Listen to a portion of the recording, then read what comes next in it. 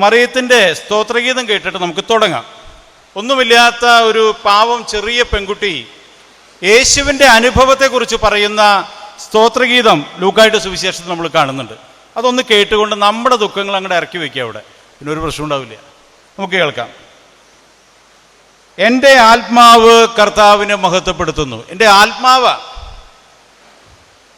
ആത്മാവ് കർത്താവിനെ മഹത്വപ്പെടുത്തുന്നു. നമ്മുടെ ശരീരമല്ല. നമ്മളിവിടെ കൈകൊട്ടി യേശുവിൻ്റെ സന്നിധിയിലേക്ക് വിശുദ്ധ കുർബാന എഴുന്നള്ളിച്ച് വെച്ച് പ്രാർത്ഥിച്ചപ്പോൾ എൻ്റെ ആത്മാവ് മഹത്വപ്പെടുത്തണം. എൻ്റെ ആത്മാവ് പുറത്തേക്ക് വരണം. എൻ്റെ ഭർത്താവിനെയോ എൻ്റെ വീട്ടിലുള്ള അമ്മായിമ്മയെയോ മരുമകളെയോ ഒന്നുമല്ല ഓർക്കണ്ടേ. എൻ്റെ ആത്മാവ് കർത്താവിനെ മഹത്വപ്പെടുത്തണം. എൻ്റെ ചിത്തം എൻ്റെ രക്ഷകനായ ദൈവത്തിൽ ആനന്ദിക്കണം. ഈ ആനന്ദം ഉണ്ടാവണം. ഈ ഗാകുൽത്തയിൽ നടക്കുന്നത് ഈ ആനന്ദ, വചനം പങ്കുവയ്ക്കുമ്പോൾ കിട്ടുന്നത് ഈ ആനന്ദ. നമ്മുടെ വീട്ടിലിരുന്നത് കിട്ടില്ലേ. അതുകൊണ്ട് വീട്ടിലുള്ളവരൊക്കെ അവിടെ ഇട്ടിട്ട് നമ്മളിങ്ങോട്ട് ഓടി പോകുന്നുള്ളത്. ഇവിടെ ആനന്ദം ഉണ്ടെന്ന് കരുതിയിട്ടാ. തിരിച്ചു പോകുമ്പോഴൊന്നും കിട്ടാറില്ല. തിരിച്ചു പോകുമ്പോഴും കിട്ടണം ഈ ആനന്ദം. മാതാവിന് കിട്ടി. മൂന്നാമത് പറയാണ്, അവിടുന്ന് നിന്റെ ദാസിയുടെ താഴ്മയെ കടാക്ഷിച്ചു. നോക്കിയേ, വലിയ പഠിപ്പോ PhD ഒന്നും ഇല്ല അമ്മയ്ക്ക്. പാവം പെൺകുട്ടിയാ. ആ പെൺകുട്ടി പറയാ, എൻ്റെ ദാസിയുടെ, എൻ്റെ താഴ്മയെ കടാക്ഷിച്ചു. ഞാൻ വലിയ ആളാ, ഞാൻ വലിയ ഓഫീസറാ, എൻ്റെ ബിസിനസ്സൊക്കെ വളരെ വലുതായിട്ട് പോകുന്നുണ്ട് എന്നൊക്കെ പറഞ്ഞ് വലുതായ ഗർവോടുകൂടി നടക്കുമ്പോൾ പറയേണ്ട പ്രാർത്ഥനയത്, എൻ്റെ താഴ്ചയെ കർത്താവ് കടാക്ഷിച്ചിട്ടുണ്ട്. കർത്താവ് കടാക്ഷിച്ചില്ല, എൻ്റെ ബിസിനസ് ഇല്ല. പഠിച്ചേക്കണത് തകരുമ്പോഴല്ല വരേണ്ടത്, സന്തോഷമുള്ളപ്പോഴാണ് വരേണ്ടത്. നമ്മൾ ഇന്ന് പലപ്പോഴും ദൈവത്തിലേക്ക് തിരിയുന്നത് ദുഃഖം വരുമ്പോഴാണ്. ഞാൻ നേരത്തെ പറഞ്ഞ പോലെ മാർക്ക് കിട്ടാൻ ഒത്തിരി നിയോഗങ്ങളായിട്ടാണ് ഞാനിവിടെ വന്നിരിക്കുമ്പോൾ ഓരോരുത്തരും നിയോഗങ്ങളൊക്കെ കൊണ്ടുപോകുന്നു. ഞാൻ ശ്രദ്ധിച്ചത്, ആരെങ്കിലും എനിക്ക് ലഭിച്ച കാഴ്ചശക്തിയെക്കുറിച്ച്, എനിക്ക് നടന്നു വന്ന ഈ ഗാകുൽത്തായിൽ വന്ന് ഇരുന്ന് പ്രാർത്ഥിക്കാൻ ലഭിച്ചതിനെ കുറിച്ച് എത്ര പേര് നിയോഗം എഴുതിയിട്ടുണ്ട്? ഒന്ന് ആത്മാർത്ഥമായിട്ട് നോക്കിയാൽ മതി. നമ്മൾ എഴുതിയ നിയോഗമൊക്കെ വലിയ പരാതിപ്പെട്ടികളാണ്. പ്രാർത്ഥനയ്ക്ക് ആവശ്യപ്പെട്ടുകൊണ്ട് മറ്റുള്ളവർക്ക് വേണ്ടി പ്രാർത്ഥിക്കുന്ന എത്ര പേരുണ്ട്? മാതാവ് അവിടെ അങ്ങനെയാണ് ചെയ്യുന്നത്. മാതാവിനെ നിങ്ങൾ ശ്രദ്ധിക്കണം. പരിശുദ്ധ ഗബ്രിയേൽ ദേവദൂതൻ വന്നിട്ട് പറയുന്നത് വാക്ക് നിങ്ങൾ ശ്രദ്ധിക്കണം. കൃപ നിറഞ്ഞവളെ. നിങ്ങൾക്ക് എത്ര പേർക്ക് നിങ്ങളുടെ മാതാപിതാക്കൾ നിങ്ങളെ നോക്കിയിട്ട് പറഞ്ഞിട്ടുണ്ട്, കൃപ നിറഞ്ഞ മരുമകളാ എൻ്റെ മകള്, കൃപ നിറഞ്ഞ മകളാ എൻ്റെ മകള്, കൃപ നിറഞ്ഞ മക്കളാണ് എൻ്റെ എന്ന് എത്ര മക്കൾക്ക് ഇവിടെ ഇരിക്കുന്നവർക്ക് പറയുന്നുണ്ട്? കൈയൊന്നും പൊക്കണ്ട ആരും, കാരണം എല്ലാവരും പെട്ടെന്ന് ആവേശത്തിൽ കൈ പൊക്കണ്ട, ഹൃദയത്തിൽ ചേർത്ത് വെച്ച് പറഞ്ഞാൽ മതി. പരിശുദ്ധ അമ്മയോട് ഗബ്രിയേൽ ദേവദൂതൻ പറഞ്ഞതാ, കൃപ നിറഞ്ഞവളെ. ഇനി മാലാഖയൊന്നും വരണ്ട, നിങ്ങളോട് ഞാൻ ചോദിക്കുക, നിങ്ങളുടെ ഭർത്താവിനെ നോക്കിയിട്ട് കൃപ നിറഞ്ഞവനെ, മക്കളെ നോക്കിയിട്ട് കൃപ നിറഞ്ഞ മക്കളെ എന്ന് എത്ര പേര് പറഞ്ഞിട്ടുണ്ട്? ശാപവാക്കുകളല്ലേ, കമ്പാരിസൺസ് അല്ലേ, ദുഃഖല്ലേ, എനിക്ക് എന്തുകൊണ്ട് ഇങ്ങനെ കിട്ടി, വിഷമങ്ങളാ. മാതാവ് അവിടെ, നമ്മൾ മാതാവിലേക്ക് നോക്കുമ്പോഴാണ് ഈ കൃപ നിറഞ്ഞ മാതാവിൻ്റെ മത്സരങ്ങൾ നമുക്ക് ശ്രദ്ധിക്കാൻ പറ്റുക. നിങ്ങളെക്കുറിച്ചൊരു പദ്ധതി എൻ്റെ മനസ്സിലുണ്ട്. ദൈവം പറയാ, ജെറമിയയിലൂടെ പറയുക, ഇവിടെ ഇരിക്കുന്ന ഓരോരുത്തരെ കുറിച്ചൊരു പദ്ധതിയുണ്ട്. സ്റ്റൈജു, നീ ഇന്ന് ഗാകുൽത്തായിൽ പോയിട്ട് സംസാരിക്കണം. പഠിച്ചേക്കണത്. ഞാൻ NCC ക്യാമ്പായിട്ട് പോണ നേരത്തെ ജോസഫേട്ട ഇങ്ങനെ ഒരു ദിവസം ഞാൻ പറഞ്ഞു, ഞാൻ അങ്ങനെ ധ്യാനത്തിനൊന്നും പോകാറില്ല, പരിശുദ്ധ വചനമൊക്കെ അറിയാം, അങ്ങനെ പങ്കുവയ്ക്കുന്ന പരിചയമൊന്നും എനിക്കില്ല, പറ്റും. എന്നെ ജോസഫേട്ടനെ വിളിച്ച് ഇവിടെ വായ സ്റ്റൈജു, നിന്നെ ദൈവം വിളിക്കുക. സ്റ്റൈജു എന്ന് പറയുന്ന ഒരുത്തൻ ഇവിടെ കൊണ്ടുവന്നിരുത്തിയ നിങ്ങളുടെ വചന കൂടാരത്തിൽ കൊണ്ടുവന്നിട്ട് പറയുക, സ്റ്റൈജു, നിന്നെ കുറിച്ചൊരു പദ്ധതിയുണ്ട്. നിങ്ങളെക്കുറിച്ച് ദൈവം പറയാ, നിങ്ങളെക്കുറിച്ചൊരു പദ്ധതി ഉണ്ട്. വല്ല പദ്ധതി ഉണ്ടോ? ഇവിടുന്ന് വരണം, 3 മണിക്ക് കഴിയണം, കിട്ടുന്ന ബസ്സിൽ ജീസസോ ഏത് ബസ്സിലോ കിട്ടണേ ചാടിക്കയറി വീട്ടിലെത്തണം, വീണ്ടും നമ്മുടെ പഴയ പരാരാബ്ദ കൂട്ടായ്മകൾ കൂട്ടിലെടുക്കണം. ഇതല്ലേ നമ്മുടെ പദ്ധതി? വേറെ എന്തെങ്കിലും പുതിയ പദ്ധതി ഉണ്ടോ നിങ്ങളുടെ മനസ്സിൽ? ഞാൻ ചോദിക്കുക, ആർക്കെങ്കിലും പുതിയ പദ്ധതി ഉണ്ടോ? കർത്താവിൻ്റെ പദ്ധതി മനസ്സിലാക്കിയൊരു എത്ര പേരുണ്ട് ഇവിടെ? നിങ്ങളുടെ നാശത്തിനല്ല. പലരും നെഞ്ചത്തടി നിലവിളിയാ, എൻ്റെ കർത്താവ് എൻ്റെ പ്രാർത്ഥന മാത്രം കേൾക്കുന്നില്ല, എൻ്റെ വല്യപ്പൻ്റെ പ്രാർത്ഥന കേൾക്കുന്നുണ്ട്, ചേട്ടൻ്റെ പ്രാർത്ഥന കേൾക്കുന്നുണ്ട്, മക്കളുടെ പ്രാർത്ഥന കേൾക്കുന്നുണ്ട്, എൻ്റെ പ്രാർത്ഥന കേൾക്കണില്ല. എങ്ങനെയാ കേൾക്കുക? പാപബോധം പോകണം, പാപബോധം ഉണ്ടാവണം ആദ്യം. എന്നിട്ട് വേണം ഇവിടെ കുമ്പസാരക്കൂട്ടിൽ അത് ഉരുകി ഒലിച്ച് പോകണം. അപ്പൊ പ്രാർത്ഥന കേൾക്കും. നാശത്തിന് വേണ്ടിയുള്ളതല്ല പദ്ധതികൾ യേശുവിൻ്റെ, ദൈവത്തിൻ്റെ. എന്തിനു വേണ്ടിയുള്ളതാ? ക്ഷേമത്തിന് വേണ്ടിയുള്ളതാ. ലഭിച്ച കൃപ ചോദിച്ചത് കിട്ടിയിട്ടില്ല. അപ്പൊ നമ്മൾ പറയാം, ദൈവം എന്നെ കൈവെടിഞ്ഞു, ദുഃഖമായി, നെഞ്ചത്തെടി, നിലവിളിയായി.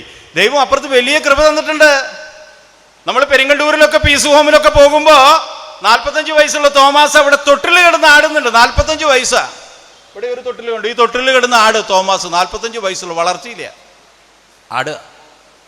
നമ്മളാടുന്നുണ്ടോ 45 വയസ്സുള്ള ആള്? എത്ര വലിയ കൃപയെ നമുക്ക് തന്നിട്ടുള്ളത്. നമ്മൾ പറയാം എൻ്റെ മോളുടെ മാർക്കിനെ കുറിച്ച് പ്രാർത്ഥിച്ച് ഗാകുൽത്താനാഥ് അത് കേട്ടില്ല. നമ്മുടെ വിഷമതാ.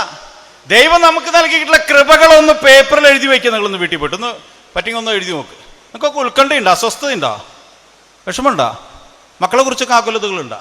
മക്കളുടെ മാർക്കിനെ കുറിച്ച് ആകുലതയുണ്ട്. ഒരു മരുന്ന് ഞാൻ ഒന്ന് പറഞ്ഞുതരാം. ഇന്ന് പ്രാർത്ഥിച്ചിട്ട് നിങ്ങൾ വീട്ടിൽ ചെന്നിട്ട് പുലർച്ചെ 1 മണിയാകുമ്പോൾ എഴുന്നേൽക്കണം. മക്കളെ കുറിച്ച് ആകുലതകളുള്ളവർ കേട്ടോ, അല്ലാത്തവരുണ്ട്. 1 മണിക്ക് മക്കളുടെ പഠിപ്പിനെ കുറിച്ച് ആകുലതയുള്ളവരൊക്കെ 1 മണിയാകുമ്പോൾ എഴുന്നേറ്റിട്ട് ബാത്റൂമിലൊക്കെ കയറിയിട്ട് ടാപ്പൊക്കെ തുറന്നിടണം. ഷവറും ടാപ്പൊക്കെ തുറന്നിടണം. മുഖമൊക്കെ കഴുകണം. എന്നിട്ട് നമ്മുടെ SSLC മാർക്ക് ലിസ്റ്റ്, നമ്മുടെ +2 mark list, pre degree mark list, നമ്മൾ പഠിച്ച മാർക്ക് ലിസ്റ്റുകളൊക്കെ ഒന്ന് തുറന്നു നോക്കണം 1 മണി നേരത്ത്. അവനവൻ്റെ കേട്ടോ, നാട്ടുകാരെ അല്ല, അവനവൻ്റെ. മക്കളുടെ മാർക്ക് ലിസ്റ്റ് ഒന്ന് ചേർത്ത് വയ്ക്കണം. നല്ല ശാന്തി സമാധാനം കിട്ടും. ഒരു സമാധാനം നമ്മൾ പിടിക്കുന്നത് നല്ല ശാന്തി സമാധാനമായിട്ട് വന്ന് കിടന്നുറങ്ങാം. ഭർത്താവും പറ്റി അങ്ങനെ ചെയ്ത സമാധാനം ഉണ്ടാവും. മത്ത കുത്തിയ കുമ്പളം മുളയ്ക്കോ? പിന്നെ നിങ്ങൾ എന്തിനാ ഈ ടെൻഷൻ അടിക്കണേ? മക്കളെ കുറിച്ച് കമ്പാരിസൺ നടത്തണേ? അപ്പുറത്തെ വീട്ടിലെ യോഹന്നാന്റെ ജോസഫേന്റെ മോളെ നോക്ക്. നിങ്ങൾ എന്തിനാ കമ്പാരിസൺ നടത്തണേ? നമ്മുടെ മോളല്ലേ. പഠിക്കാൻ കുറച്ച് കഴിവില്ലെങ്കിലും അവൾ സ്ഥിരമായിട്ട് പള്ളിയിൽ പോകുന്നു, പ്രാർത്ഥിക്കുന്നു. ഒരു അനുഗ്രഹം. ഇത് നമ്മുടെ കയ്യിലെ അനുഗ്രഹം അല്ല. അത് കഞ്ചാവും മാപ്പിയുമായിട്ട് കടുക്കുന്ന പിള്ളേരുടെ കൂടെ പത്രത്തിൽ ഫോട്ടോ എൻ്റെ മകൻ്റെ മകളെ വന്നിട്ടില്ലേ, കൃപയാണത്. അല്ലാതെ മാർക്കും റാങ്കും കിട്ടിയിട്ടുള്ളത് മാത്രമല്ല കൃപ. പഠിച്ചേക്കണം. ഇപ്പൊ കൊച്ചു കൊച്ചു കൃപകളെ എൻ്റെ കൃപകളാക്കി മാറ്റാനുള്ള കഴിവ് നമുക്ക് വേണം. ഇത് മാതാവിലേക്ക് നോക്കി നമുക്ക് കിട്ടും. അതുകൊണ്ട് പറയണം, നമ്മുടെ നാശത്തിനുള്ള പദ്ധതിയല്ല, നിങ്ങൾക്ക് പ്രത്യാശ നൽകുന്ന പദ്ധതിയാ. ഇന്നല്ലെങ്കിൽ നാളെ പ്രതീക്ഷ നൽകുന്നു. ഇപ്പൊ ദുഃഖവെള്ളിയൊക്കെ കടന്നുപോയില്ലേ? നോമ്പുകാലത്തിന്റെ പ്രത്യേകത എന്താ? 3 ധർമ്മം നോമ്പുകാലത്ത് ചെയ്യാനുള്ളത്. എന്താ? മനസ്സിൽ പറഞ്ഞാൽ മതി, എനിക്ക് ഇവിടുന്ന് കേൾക്കാം. ഗാകുൽത്താനാഥൻ കേട്ടാൽ മതി. എന്താ 3 പദ്ധതി? പ്രാർത്ഥിക്കില്ല. നമ്പർ 1 ഏതാ? പ്രാർത്ഥനയാ. നമ്മൾ എന്തുമാത്രം 50 നോമ്പിൽ പ്രാർത്ഥിച്ചിട്ടുണ്ട്. 2 ഉപവസിക്കില്ല. വിഭൂതി തിങ്കള് ദൈവമേ പറ്റുമോ? ഒരു നേരമായി കഴിക്കേണ്ടിരിക്കണേ അല്ലേ? ഇതൊരു അസ്വസ്ഥതയാണ്. മക്കളൊക്കെ നെഞ്ചത്തടി നിലവിളിയ. തലേദിവസം തന്നെ തീറ്റ മത്സരമാണ്. കാരണം നാളെ ഒരു നേരം കഴിക്കണ്ടല്ലോ. വിഭൂതിയിൽ വരച്ച കുരിശ് കുറച്ച് ചക്കയുടെ വലുപ്പമായി, വികാരിച്ചും വരച്ച അത്രയുണ്ട്, നന്നായില്ല. അപ്പോൾ നമ്മളതൊക്കെ മാച്ച് കളഞ്ഞിട്ട് ഈർക്കിളി കൊണ്ട് ചെറുത് വരച്ച് ഇട്ടുണ്ടോ ഇല്ലെങ്കിൽ ഇല്ല എന്നുള്ള രീതിയിൽ കരിക്കുറിയും വരച്ചിട്ട് നമ്മുടെ ഉപവാസ പ്രാർത്ഥനകൾ നടത്തുക. നമ്മൾ നിനവേ നഗരിയിലെ ഉപവസിച്ച ചാരം പൂശിയ ചരിത്രമൊന്നും വേണ്ട, ഒരു കുരിശേ, നമ്മുടെ ഇടവക വികാരി അച്ഛൻ വരച്ച കുരിശ്, അതോടുകൂടിയിട്ട് എൻ്റെ ജോലി സ്ഥലത്ത് പോവാൻ, യേശുവിന് സാക്ഷ്യം കൊടുക്കാൻ മനസ്സില്ലാത്തവരാ നമ്മൾ തൊട്ടുണ്ടോ തൊട്ടു ചെറിയൊരു കുരിശ്. ഗാകുൽത്തയിലിരിക്കണം. നിങ്ങളൊക്കെ അങ്ങനെ വരച്ചിട്ടുണ്ടെന്ന് ഞാൻ വിശ്വസിക്കണേ. കൂടുതൽ ആളുകൾ അങ്ങനെ പേരിനൊരു കുരിശ. പ്രാർത്ഥനയും ഉപവാസവും കഴിഞ്ഞ 3ാമത് വേണ്ടത് ദാനധർമ്മ. നോമ്പ് കാലത്ത് മാത്രമല്ല, ഈ 3 കാര്യങ്ങളാണ് സഭ പഠിപ്പിക്കണേ. പ്രാർത്ഥന, ഉപവാസം, ദാനധർമ്മം. ഇത് 3ഉം കൃത്യമായിട്ട് ചെയ്ത ആളുകളാണ് നോമ്പുകാലം നിശ്ചയിച്ചിട്ടുള്ളത്. അല്ലാണ്ട് ഞാൻ എത്ര നേരം പള്ളിയിൽ ചെന്നിരുന്നു, എത്ര നേരം എൻ്റെ മക്കളെ കുറിച്ച് വിഷമിച്ച് കരഞ്ഞു എന്നുള്ളതല്ല. ഈ 3 കാര്യങ്ങളൂടെ കടന്നു പോകുമ്പോഴാണ് ദുഃഖവെള്ളിയിലൂടെ ബിന്യച്ചൻ പറഞ്ഞ പോലെ ഉത്തിതനായ യേശു നമ്മുടെ ഉള്ളിലേക്ക് കടന്നു വരിക. ഇന്ന് പല പള്ളികളിലും ഉത്ഥാനം ചെയ്യുന്ന ഒരു ഡ്രാമാസ്കോപ്പ് നാടകം പോലെ നമ്മുടെ മനസ്സുകളിലൊന്നും യേശു ഉയർക്കുന്നില്ല. ചില യൂത്തൊക്കെ ഇന്ന് അങ്ങനെ അതിൻ്റെ പരിപാടിയാണ്. കുർബാനയൊന്നും കാണുന്നില്ല. യൂത്തിൻ്റെ പരിപാടി എന്താ? ഡ്രാമാസ്കോപ്പ് നാടകങ്ങളാണ്. ഉത്ഥാനങ്ങൾ നമ്മളൊക്കെ നാടകം കാണാൻ പോണ പോലെ, സിനിമ കാണാൻ പോണ 3D സിനിമ കാണാൻ പോകുന്ന പോലെ പള്ളിയിൽ വന്നിട്ട് പാതിരയ്ക്ക് ഇരുന്ന് കാണുക. യേശു വരുന്നുണ്ടോ? യേശു എൻ്റെ മനസ്സിലേക്ക് ഉത്തിതനായിട്ട് വരുന്നുണ്ടോ എന്നുള്ളതാണ് നമ്മൾ നോക്കേണ്ടത്. മാതാവിനെ ഞാൻ നിങ്ങളുടെ അടുത്തേക്ക് വീണ്ടും കൊണ്ടുപോവുകയാണ്. മാതാവ് പരിശുദ്ധ അമ്മ കാനായിലെ വിവാഹ വിരുന്നിലെ പോയിരുന്നു. വായിച്ചിട്ടുണ്ട്, നമ്മൾ വളരെയേറെ വായിച്ചിട്ടുള്ളത് പരിശുദ്ധ അമ്മയുടെ വചനം. ഒത്തിരിയേറെ നല്ല വചന. അമ്മ കാനായിലെ വിവാഹ വിരുന്നിലെ യേശുവായിട്ട് ചെല്ലുകയാണ്. അമ്മ ഓടിക്കതച്ച് വന്നിട്ട് യേശുവിനോട് പറയുക, മകനെ അവർക്ക് വീഞ്ഞില്ല. നമ്മളൊക്കെ കല്യാണത്തിന് പോയ അവിടെ ബിരിയാണി തീർന്ന നമ്മളെന്താ പറയുക? ഓടി വന്ന് മക്കളോട് എന്താ പറയുക? മോനെ അവിടെ ബിരിയാണി ചട്ടി ഏകദേശം തീരാറായിട്ടുണ്ട്, അടുത്ത പന്തിയിൽ തന്നെ ഇരുന്നോ, ബിരിയാണി കഴിയാറായിട്ടുണ്ട്. മോനെന്താ ചെയ്യുക? ഉടനെ തന്നെ വാട്സപ്പിൽ മെസ്സേജ് ഇട്ടു, ജോസഫേട്ടൻ്റെ മോളുടെ കല്യാണത്തിന് ബിരിയാണി തീരാറായി, വേഗം വരണവരൊക്കെ വേഗം വന്നോ. 10 ആൾക്ക് ഭക്ഷണം കിട്ടിയില്ലെങ്കിൽ നമ്മളത് 1000 ആൾക്കായിട്ട് പബ്ലിസിറ്റി കൊടുക്കും. മാതാവ് ചെയ്തെന്താ? അവിടുത്തെ വീട്ടുകാരെ വന്നിട്ട് മാതാവിനോട് പറഞ്ഞതല്ലേ, മറിയമേ വീഞ്ഞു തീർന്നു. പറഞ്ഞിട്ടില്ല, ബൈബിൾ നോക്കണത്. കണ്ടറിയുകയാണ്, മനസ്സിലാക്കുകയാണ്. നമ്മളൊക്കെ നമ്മുടെ വീടുകളിൽ ഇങ്ങനെ പ്രശ്നങ്ങൾ കണ്ടറിയുന്നുണ്ടോ? ഞാൻ ഈ വയസ്സായ അമ്മമാരായിട്ടൊക്കെ ഭയങ്കര കമ്പനിയാണ്. അപ്പം അമ്മമാർ പറയുന്നൊരു വിഷമം അത്, അവർ നേരില്ല, ആർക്കും സംസാരിക്കാൻ നേരില്ല, കുട്ടികളെ തൊടാൻ നേരില്ല, തൊട്ടഴുക്കാന്ന് പറയണേ. ഞാൻ ചെറിയ കൗൺസിലറും കൂടിയാണ്. ഒരു സ്ത്രീ വന്നിട്ട് പറഞ്ഞു, അമ്മായിമ്മയ്ക്ക് കുട്ടികളെ നോക്കാൻ അറിയില്ല. അപ്പം ഞാൻ ചോദിച്ചു, നിൻ്റേത് എത്രാമത്തെ കുഞ്ഞാ ഈ കുട്ടി? ഇത് ആദ്യത്തെയാണ്. ഒരു കുട്ടി ഉൾക്കുള്ളൂ. അപ്പം എന്താ പ്രശ്നം? അമ്മയ്ക്ക് വൃത്തിയില്ല, അമ്മയ്ക്ക് കുട്ടികളെ നോക്കാൻ അറിയില്ല, കുട്ടീനെ കെട്ടിപ്പിടിക്കും, ഉമ്മ കൊടുക്കും, മോക്കോട്ടേക്ക്. ആകെ വിഷമം അവൾക്ക്, മരിയോൾക്ക് അമ്മയെക്കുറിച്ച്. നിങ്ങൾക്ക് അങ്ങനെയൊന്നും ഉണ്ടാവില്ല എന്ന് വിശ്വസിക്കുന്നു. ഞാൻ ചോദിച്ചു അവളോട്, ഇത് അമ്മയ്ക്കിത് അമ്മയ്ക്ക് വിഷമമാണ്. അമ്മേനോട് ചൂടാവുകയും ഞാൻ കുട്ടീൻ്റെ തൊട്ടെന്താ, കുട്ടി എൻ്റെ മോൻ്റെ കുട്ടിയല്ലേ എന്നൊക്കെ കൊണ്ട് തല്ലുണ്ടാക്കാറുണ്ട്. എനിക്കിഷ്ടമില്ല സാറേ, അപ്പോൾ അതുകൊണ്ട് അമ്മയോട് പറയണം എൻ്റെ കുട്ടീനെ തൊടണ്ട. അമ്മേനെ വിളിച്ചു. ഞാൻ ചോദിച്ചു, എത്ര മക്കളുടെ അമ്മയാ? 8 മക്കളുടെ അമ്മയാ. എത്രയാ? 8 മക്കളുടെ അമ്മയോടാ മരുവോള് പറയണേ എന്ത്, മക്കളെ നോക്കാൻ അറിയില്ലെന്ന്. ഒന്ന് ആലോചിച്ച് നോക്കിയ സ്ഥിതി. 8 മക്കളെ, ഇവിടെ ഒരെണ്ണ. ഞാൻ ഈ അമ്മേനെയും മരുവോളിനെ വിളിച്ചിരുത്തിട്ട് ചോദിച്ചു, ഇത് മാസം തികഞ്ഞ് പറഞ്ഞതാണോ? മോളോട് ചോദിച്ചു. മോള് അല്ല, 7 മാസത്തിൽ പുറത്തേക്ക് വന്നു. അപ്പോൾ 9 മാസം പോലും എത്തിക്കാൻ പറ്റിയിട്ടില്ല. ഈ ഇരിക്കണ അമ്മാമ്മയാ 8 മക്കളെ പെറ്റമ്മയാ. 8 മക്കളെ പെറ്റമ്മയാ, നോർമലായിട്ട് പെറ്റമ്മയാ.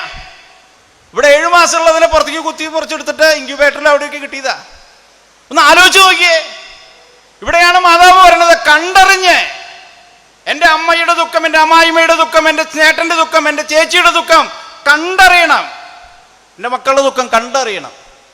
ഞാൻ മറ്റം +2 അധ്യാപകനാ. അവിടെ ഒരു കുട്ടി വന്നിട്ട് സംസാരിക്കുന്ന ഇടയിൽ പറഞ്ഞു, പക്ഷേ 18 വയസ്സായി ഞാൻ പോവും, ഒരാളെ കണ്ടുവച്ചിട്ടുണ്ട്, ഞാൻ പോവും. ഞാൻ പറഞ്ഞു, അങ്ങനെയൊന്നും ചെയ്യല്ലേ, മോശാത്. അവളുടെ അമ്മയെ എനിക്കറിയാം, ടീച്ചറാണ്. അപ്പോൾ അതുകൊണ്ട് ഞാൻ ആ ടീച്ചറെ വിളിച്ചിട്ട് പറഞ്ഞു, ഇങ്ങനെ മോള് ചില കടും പ്രവർത്തനങ്ങളൊക്കെ ചെയ്യാൻ സാധ്യതയുണ്ടൊന്ന് ശ്രദ്ധിക്കണം. ആ അമ്മ എന്നോട് കരഞ്ഞിട്ട് പറഞ്ഞു, സ്റ്റൈജ് മാഷ് എൻ്റെ മോളെ കണ്ടിട്ട് എത്ര കാലമായി? ഞാൻ പറഞ്ഞു, 2 കൊല്ലമായിട്ടുള്ളൂ, +1 +2 2 കൊല്ലം ഞാൻ കണ്ടിട്ടുള്ളൂ. അമ്മ പറയാ, ഈ ടീച്ചർ ഞാൻ ജനിച്ച അന്നോട്ട് കണ്ടു തുടങ്ങിയതാ. ശരിയല്ലേ? അവളുടെ മോളെ ജനിച്ച അന്നോട്ട് കണ്ടു തുടങ്ങിയത് അമ്മയല്ലേ? ഭയങ്കര കരച്ചിലും പിടിച്ചില്ല. 18 വയസ്സ് കഴിഞ്ഞപ്പോൾ മോള് പറഞ്ഞ പോലെ തന്നെ ഒരാളുടെ കൂടെ നടന്നോ ഓടിയോ ചാടിയോ ഒക്കെ പോയി. എനിക്ക് ചോദിക്കുന്നുണ്ട് അമ്മയോട് പോയിട്ട്, ടീച്ചറോട് പോയിട്ട്, ജനിക്കുമ്പോൾ തൊട്ട് കടന്ന് അറിയുന്ന അമ്മയല്ലേ? നമ്മുടെ കൂടെ താമസിക്കുന്ന, നമ്മുടെ ഒരു ഭവനത്തിൽ താമസിക്കുന്ന മക്കളുടെ ഹൃദയ വിചാരങ്ങൾ പോലും അറിയാത്ത ആൾക്കാരെ നമ്മൾ. അവിടെ അമ്മ വീഞ്ഞു തീർന്നതറിഞ്ഞ് ഓടിപ്പടഞ്ഞ്, അവിടെ ഒന്നുമില്ലെങ്കിൽ ഒരു കുഴപ്പമില്ല, മാതാവിന് ആരും കുറ്റം പറയില്ല, യേശുവിനോടൊന്ന് പറയുക, മകനെ അവർക്ക് വീഞ്ഞില്ല. കണ്ടറിഞ്ഞ് പ്രവർത്തിക്കുന്ന അമ്മ. ഇവിടെ നമ്മൾ മോഡലാക്കേണ്ട അമ്മേനെ. നമ്മുടെ കഷ്ടപ്പാടുകളും വേദനകളൊക്കെ അമ്മയിലേക്ക് ഇറക്കി വയ്ക്കേ. ഇനി യേശുവിൻ്റെ ഡയലോഗ് എന്താ ശ്രദ്ധിച്ചോ? എന്നാൽ ശരി, ഇതാ 10 ലിറ്റർ വീഞ്ഞ് കൊടുത്തുവോ? യേശു എന്താ പറഞ്ഞേ? സ്ത്രീയെ, നിനക്കും എനിക്കും എന്താ, എൻ്റെ സമയം ഇനിയും സമാഗതമായിട്ടില്ല. അവിടെ വീഞ്ഞ് തീരെ, അത് നമ്മളെ ബാധിക്കുന്ന പ്രശ്നമല്ല. യേശു പറയാ, നമ്മുടെ മക്കളങ്ങനെ പറഞ്ഞെങ്കിലാ നമ്മളപ്പോൾ വിക്സ് വേപ്പർ സിറപ്പാവും അല്ലേ? ശ്രദ്ധിച്ചിട്ടുണ്ടോ? എനിക്ക് അമ്മമാരോട് പറയുള്ളത്, ഈ നീരുവീഴ്ച നിങ്ങൾ മാറ്റണം. ആദ്യം എന്തെങ്കിലും ഒരു ചെറിയ വിഷമം വരുമ്പോഴേക്കും എൻ്റെ വിധി, ഈ വിക്സ് വേപ്പർ സിറപ്പ് നിർത്തും നിങ്ങൾ. അമ്മ അവിടെ വിക്സ് വേപ്പർ സിറപ്പ് എടുത്തോ? നീ എന്നോട് അങ്ങനെ പറഞ്ഞു അല്ലേ? അങ്ങനെ ചോദിച്ചോ? അമ്മ ഒന്നും വേണ്ടിയില്ല, അമ്മേനെ പഠിക്കണം നിങ്ങള്. അമ്മ തിരിഞ്ഞു നിന്ന് പരിചാരകരോട് പറഞ്ഞു, എന്താ പറഞ്ഞേ? അവൻ പറയുന്നത് പോലെ ചെയ്യുക. ഇപ്പോൾ ചില അമ്മമാരോടിരുന്ന് എന്നെ നോക്കിയിട്ട് പറയാം, അങ്ങനെയൊക്കെ ആഗ്രഹമുണ്ട് പക്ഷേ മക്കൾ അങ്ങനെ ചെയ്യില്ല എന്ന് നിങ്ങൾക്കറിയാം, അതുകൊണ്ടാണ് ധൈര്യമില്ലാത്ത പറയാൻ. അവരെന്നൊരു മൊബൈൽ മേടിച്ച് വയ്ക്കാൻ പോലും പറ്റുന്നില്ല. ആ മൊബൈലൊന്ന് കാണിൽ നിർത്തുമെന്ന് പറയാൻ പറ്റുന്നില്ല. നിങ്ങൾക്ക് പറ്റുന്നുണ്ടോ? ആദ്യം നിങ്ങൾ നിർത്തുണ്ടോ? നിങ്ങൾ കാണിച്ചു കൊടുക്കുക. ആദ്യം പള്ളിയിലേക്ക് പോടാന്ന് പറയാതെ നമ്മൾ കുളിച്ച് വൃത്തിയായി ഒരുങ്ങി വാടാന്ന് പറഞ്ഞു കഴിഞ്ഞാൽ മക്കൾ വരും. ഇന്നത്തെ മക്കൾ, കൊറോണയ്ക്ക് ശേഷമുള്ള മക്കൾ മോഡലാണ് നോക്കണേ. അവർ ചോദിക്കും, അപ്പം വരുന്നില്ലല്ലോ, ചേട്ടൻ വരുന്നില്ലല്ലോ, പിന്നെന്താ ഞാൻ ചോദിക്കും. നമുക്ക് വിഷമിച്ചിട്ട് കാര്യമില്ല, നമ്മൾ മോഡലായിട്ട് മാറണം. അമ്മ തിരിഞ്ഞു നിന്ന് വിക്സ് വേപ്പർ സിറപ്പൊന്നും ആയില്ലേ പരിശുദ്ധ അമ്മ. പരിചാരകരോട് പറഞ്ഞു, അവൻ പറയുന്നത് പോലെ ചെയ്യുക. ഒന്ന് ആലോചിക്കുക, എന്ത് ധൈര്യം അമ്മയ്ക്ക്. നമുക്ക് അങ്ങനെ ധൈര്യമില്ല. അതുകൊണ്ട് മാഷെ നിങ്ങൾ മിണ്ടാത്ത. അതുകൊണ്ട് നിങ്ങൾ ഇവിടെ വന്ന് കുത്തിയിരുന്ന് സ്തുതിച്ച് മെല്ലെ 3 മണിയാകുമ്പോൾ വീണ്ടും പോവും, അടുത്ത വെള്ളിയാഴ്ച വീണ്ടും വരും, സ്തുതിച്ച് വീണ്ടും പോവും. മാഷ് പറയണതൊക്കെ കേൾക്കുന്നുണ്ട്. ഇത്രയൊക്കെ എന്നെ പറ്റുള്ളൂ. പരിചാരകരെന്ത് ചെയ്തേ? കൽഭരണികളിലെ വാക്കുകൾ ശ്രദ്ധിച്ചോ? എന്താ ബൈബിളും വായിക്കാറില്ലേ? ഗാഗുൽത്തോലൊക്കെ വന്ന് പറയുമ്പോൾ ഒരു ഗുണം എന്താ വെച്ചാൽ ബൈബിൾ അരച്ച് കലക്കി കുടിച്ചിട്ടുള്ളവരെ. അതുകൊണ്ട് ഞാൻ ബൈബിൾ കൈപ്പിടിച്ചില്ല. എന്തെങ്കിലും പറഞ്ഞാൽ പല നോക്കി വായിക്കാനാ. എന്താ പറഞ്ഞേ? ഭരണിയിൽ വക്കോളം നിറച്ചു. ശ്രദ്ധിച്ചേക്കണം, വക്കോളം നിറച്ചു. ഭരണത്തിലെ കാലേ പകുതി ഒന്നല്ല, വക്കോളം നിറച്ചു. എന്നിട്ട് കലവല പ്രമാണിയുടെ അടുത്ത് കൊണ്ട് ചെല്ലാൻ പറഞ്ഞു. മടിച്ചേക്കണത് ആദ്യത്തെ അത്ഭുതം. ഇങ്ങനെ ഇതുവരെ ചെയ്തിട്ടില്ല യേശു. വീഞ്ഞായി രൂപാന്തരപ്പെട്ട വെള്ളം രുചിച്ചു നോക്കി കലവറ പ്രമാണി എന്താ പറഞ്ഞേ? ആ ഗ്രഹനാഥനോട് പറയാ. ആരാ എന്താ സംഭവിച്ചെന്ന് ആൾക്കറിയില്ല. ഇതുപോലെ നമ്മുടെ ജീവിതത്തിൽ അനുഗ്രഹങ്ങളുടെ പൂമഴ പെയ്യുക. അത് പെയ്യുമ്പോ, അത് കിട്ടുമ്പോ മറ്റുള്ളവരെ വിലയിരുത്തണ്ടേ? നമുക്ക് കിട്ടിയിട്ടുള്ള കൃപകളെ കുറിച്ച് മറ്റുള്ളവരെ വിലയിരുത്തണ്ടേ? തോമാസേട്ടനെ കണ്ടപ്പോ എന്തൊരു സന്തോഷ. ഞാൻ എൻ്റെ നാട്ടിൽ തോമാസേട്ടൻ നടന്നു മെല്ലെ വരുന്നത് കണ്ടു. തോമാസേട്ടൻ ഇവിടെ ഇരുന്ന് കുറച്ചു നേരം പ്രാർത്ഥിച്ച് സന്തോഷമായിട്ട് കുനുമിച്ചിയിലേക്ക് തിരിച്ചു പോവുക. കുനുമിച്ചിക്കാർ വേറെ ഉണ്ടാവും, ഞാൻ തോമാസേട്ടനെ കണ്ടുള്ളൂ. എന്തിനാ ഇവിടെ വരുന്നേ? ഞാനിവിടെ വന്ന് എൻ്റെ യേശുവിനെ അറിഞ്ഞ്, മറിയത്തെ അറിഞ്ഞ്, എൻ്റെ ജീവിതത്തിന്റെ പ്രഭ മറ്റുള്ളവർക്ക് പകർന്നു കൊടുക്കുമ്പോഴാണ് യേശു നമ്മുടെ ഇടയിലുണ്ടെന്ന് മനസ്സിലാവുക. അതുകൊണ്ട് ഗാന്ധിജി പറഞ്ഞു, എനിക്ക് യേശുവിന് ഇഷ്ടമാണ്, ആരിഷ്ടമില്ല? ക്രിസ്ത്യാനി ഇഷ്ടമില്ല. എന്താ കാരണം? നമ്മുടെ പ്രവൃത്തി കൈക്കോട്ടിൻ്റെ പോലെയാ. എനിക്കെന്താ മെച്ചം? ഗാഗുൽത്തയിൽ വന്ന് പ്രാർത്ഥിച്ച പ്രേക്ഷിതയെ എനിക്കെന്താ മെച്ചം? ഞാൻ ഒരിക്കൽ ഓർക്കുകയാണ്, ഞാൻ എറണാകുളത്ത് നിന്ന് ഒരു ദിവസം വരുമ്പോൾ തൃശ്ശൂർ നല്ല ക്ഷീണമുണ്ടായിരുന്നു. തൃശ്ശൂരിൽ നിന്ന് ബസ്സിൽ കയറി വഴിക്ക് അങ്ങനെ ഉറങ്ങിപ്പോയി. കൈപ്പറമ്പ് എത്തിയപ്പോൾ ഒരു കുറച്ച് പ്രായമുള്ള ഒരു സ്ത്രീ വന്നിട്ട് എനിക്ക് എന്നിട്ട് എന്നെ തട്ടി. ഞാൻ പകുതി ഉറക്കത്തിലാ. ഇതുപോലെ സാരി എടുത്ത പ്രേക്ഷിതമാരാ. ഞാൻ പെട്ടെന്ന് എന്താ സംഭവം, ഉറക്കത്തിലായതുകൊണ്ട് ഞാൻ ചാടി എഴുന്നിട്ടു, ബസ്സിൽ നിന്ന് ചാടി എഴുന്നിട്ട്. എന്താ സംഭവിച്ചെന്നറിയില്ല. പ്രേക്ഷിത ഇരുന്നു, ഈ കുറച്ച് പ്രായമുള്ള സ്ത്രീ ഇരുന്നിട്ട് എന്നോട് പറഞ്ഞു, യേശു രക്ഷിക്കട്ടെ, ദൈവം നിന്നെ അനുഗ്രഹിക്കട്ടെ എന്ന് പറഞ്ഞിട്ട് എന്നെ പ്രാർത്ഥിച്ചു. ഞാൻ ചോദിച്ചു, എന്താ സംഭവം? ഞാൻ ഗാഗുൽത്താലെ പ്രേക്ഷിതയാ.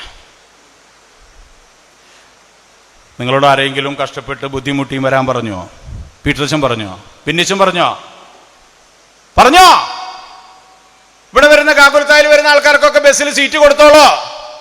നമ്മുടെ സഹനങ്ങളെ യേശുവിന് സമർപ്പിക്കേ. നാട്ടുകാരെ കാണിക്കാനല്ല സഹിക്കണ്ടേ. ചിലർക്ക് വിഷമമുണ്ട്, ഈ ചങ്ങാതിനെ ഇപ്പൊ തല്ലിക്കൊല്ലണമല്ലോ, ശരിയല്ലല്ലോ ഇയാള്, അല്ലേ?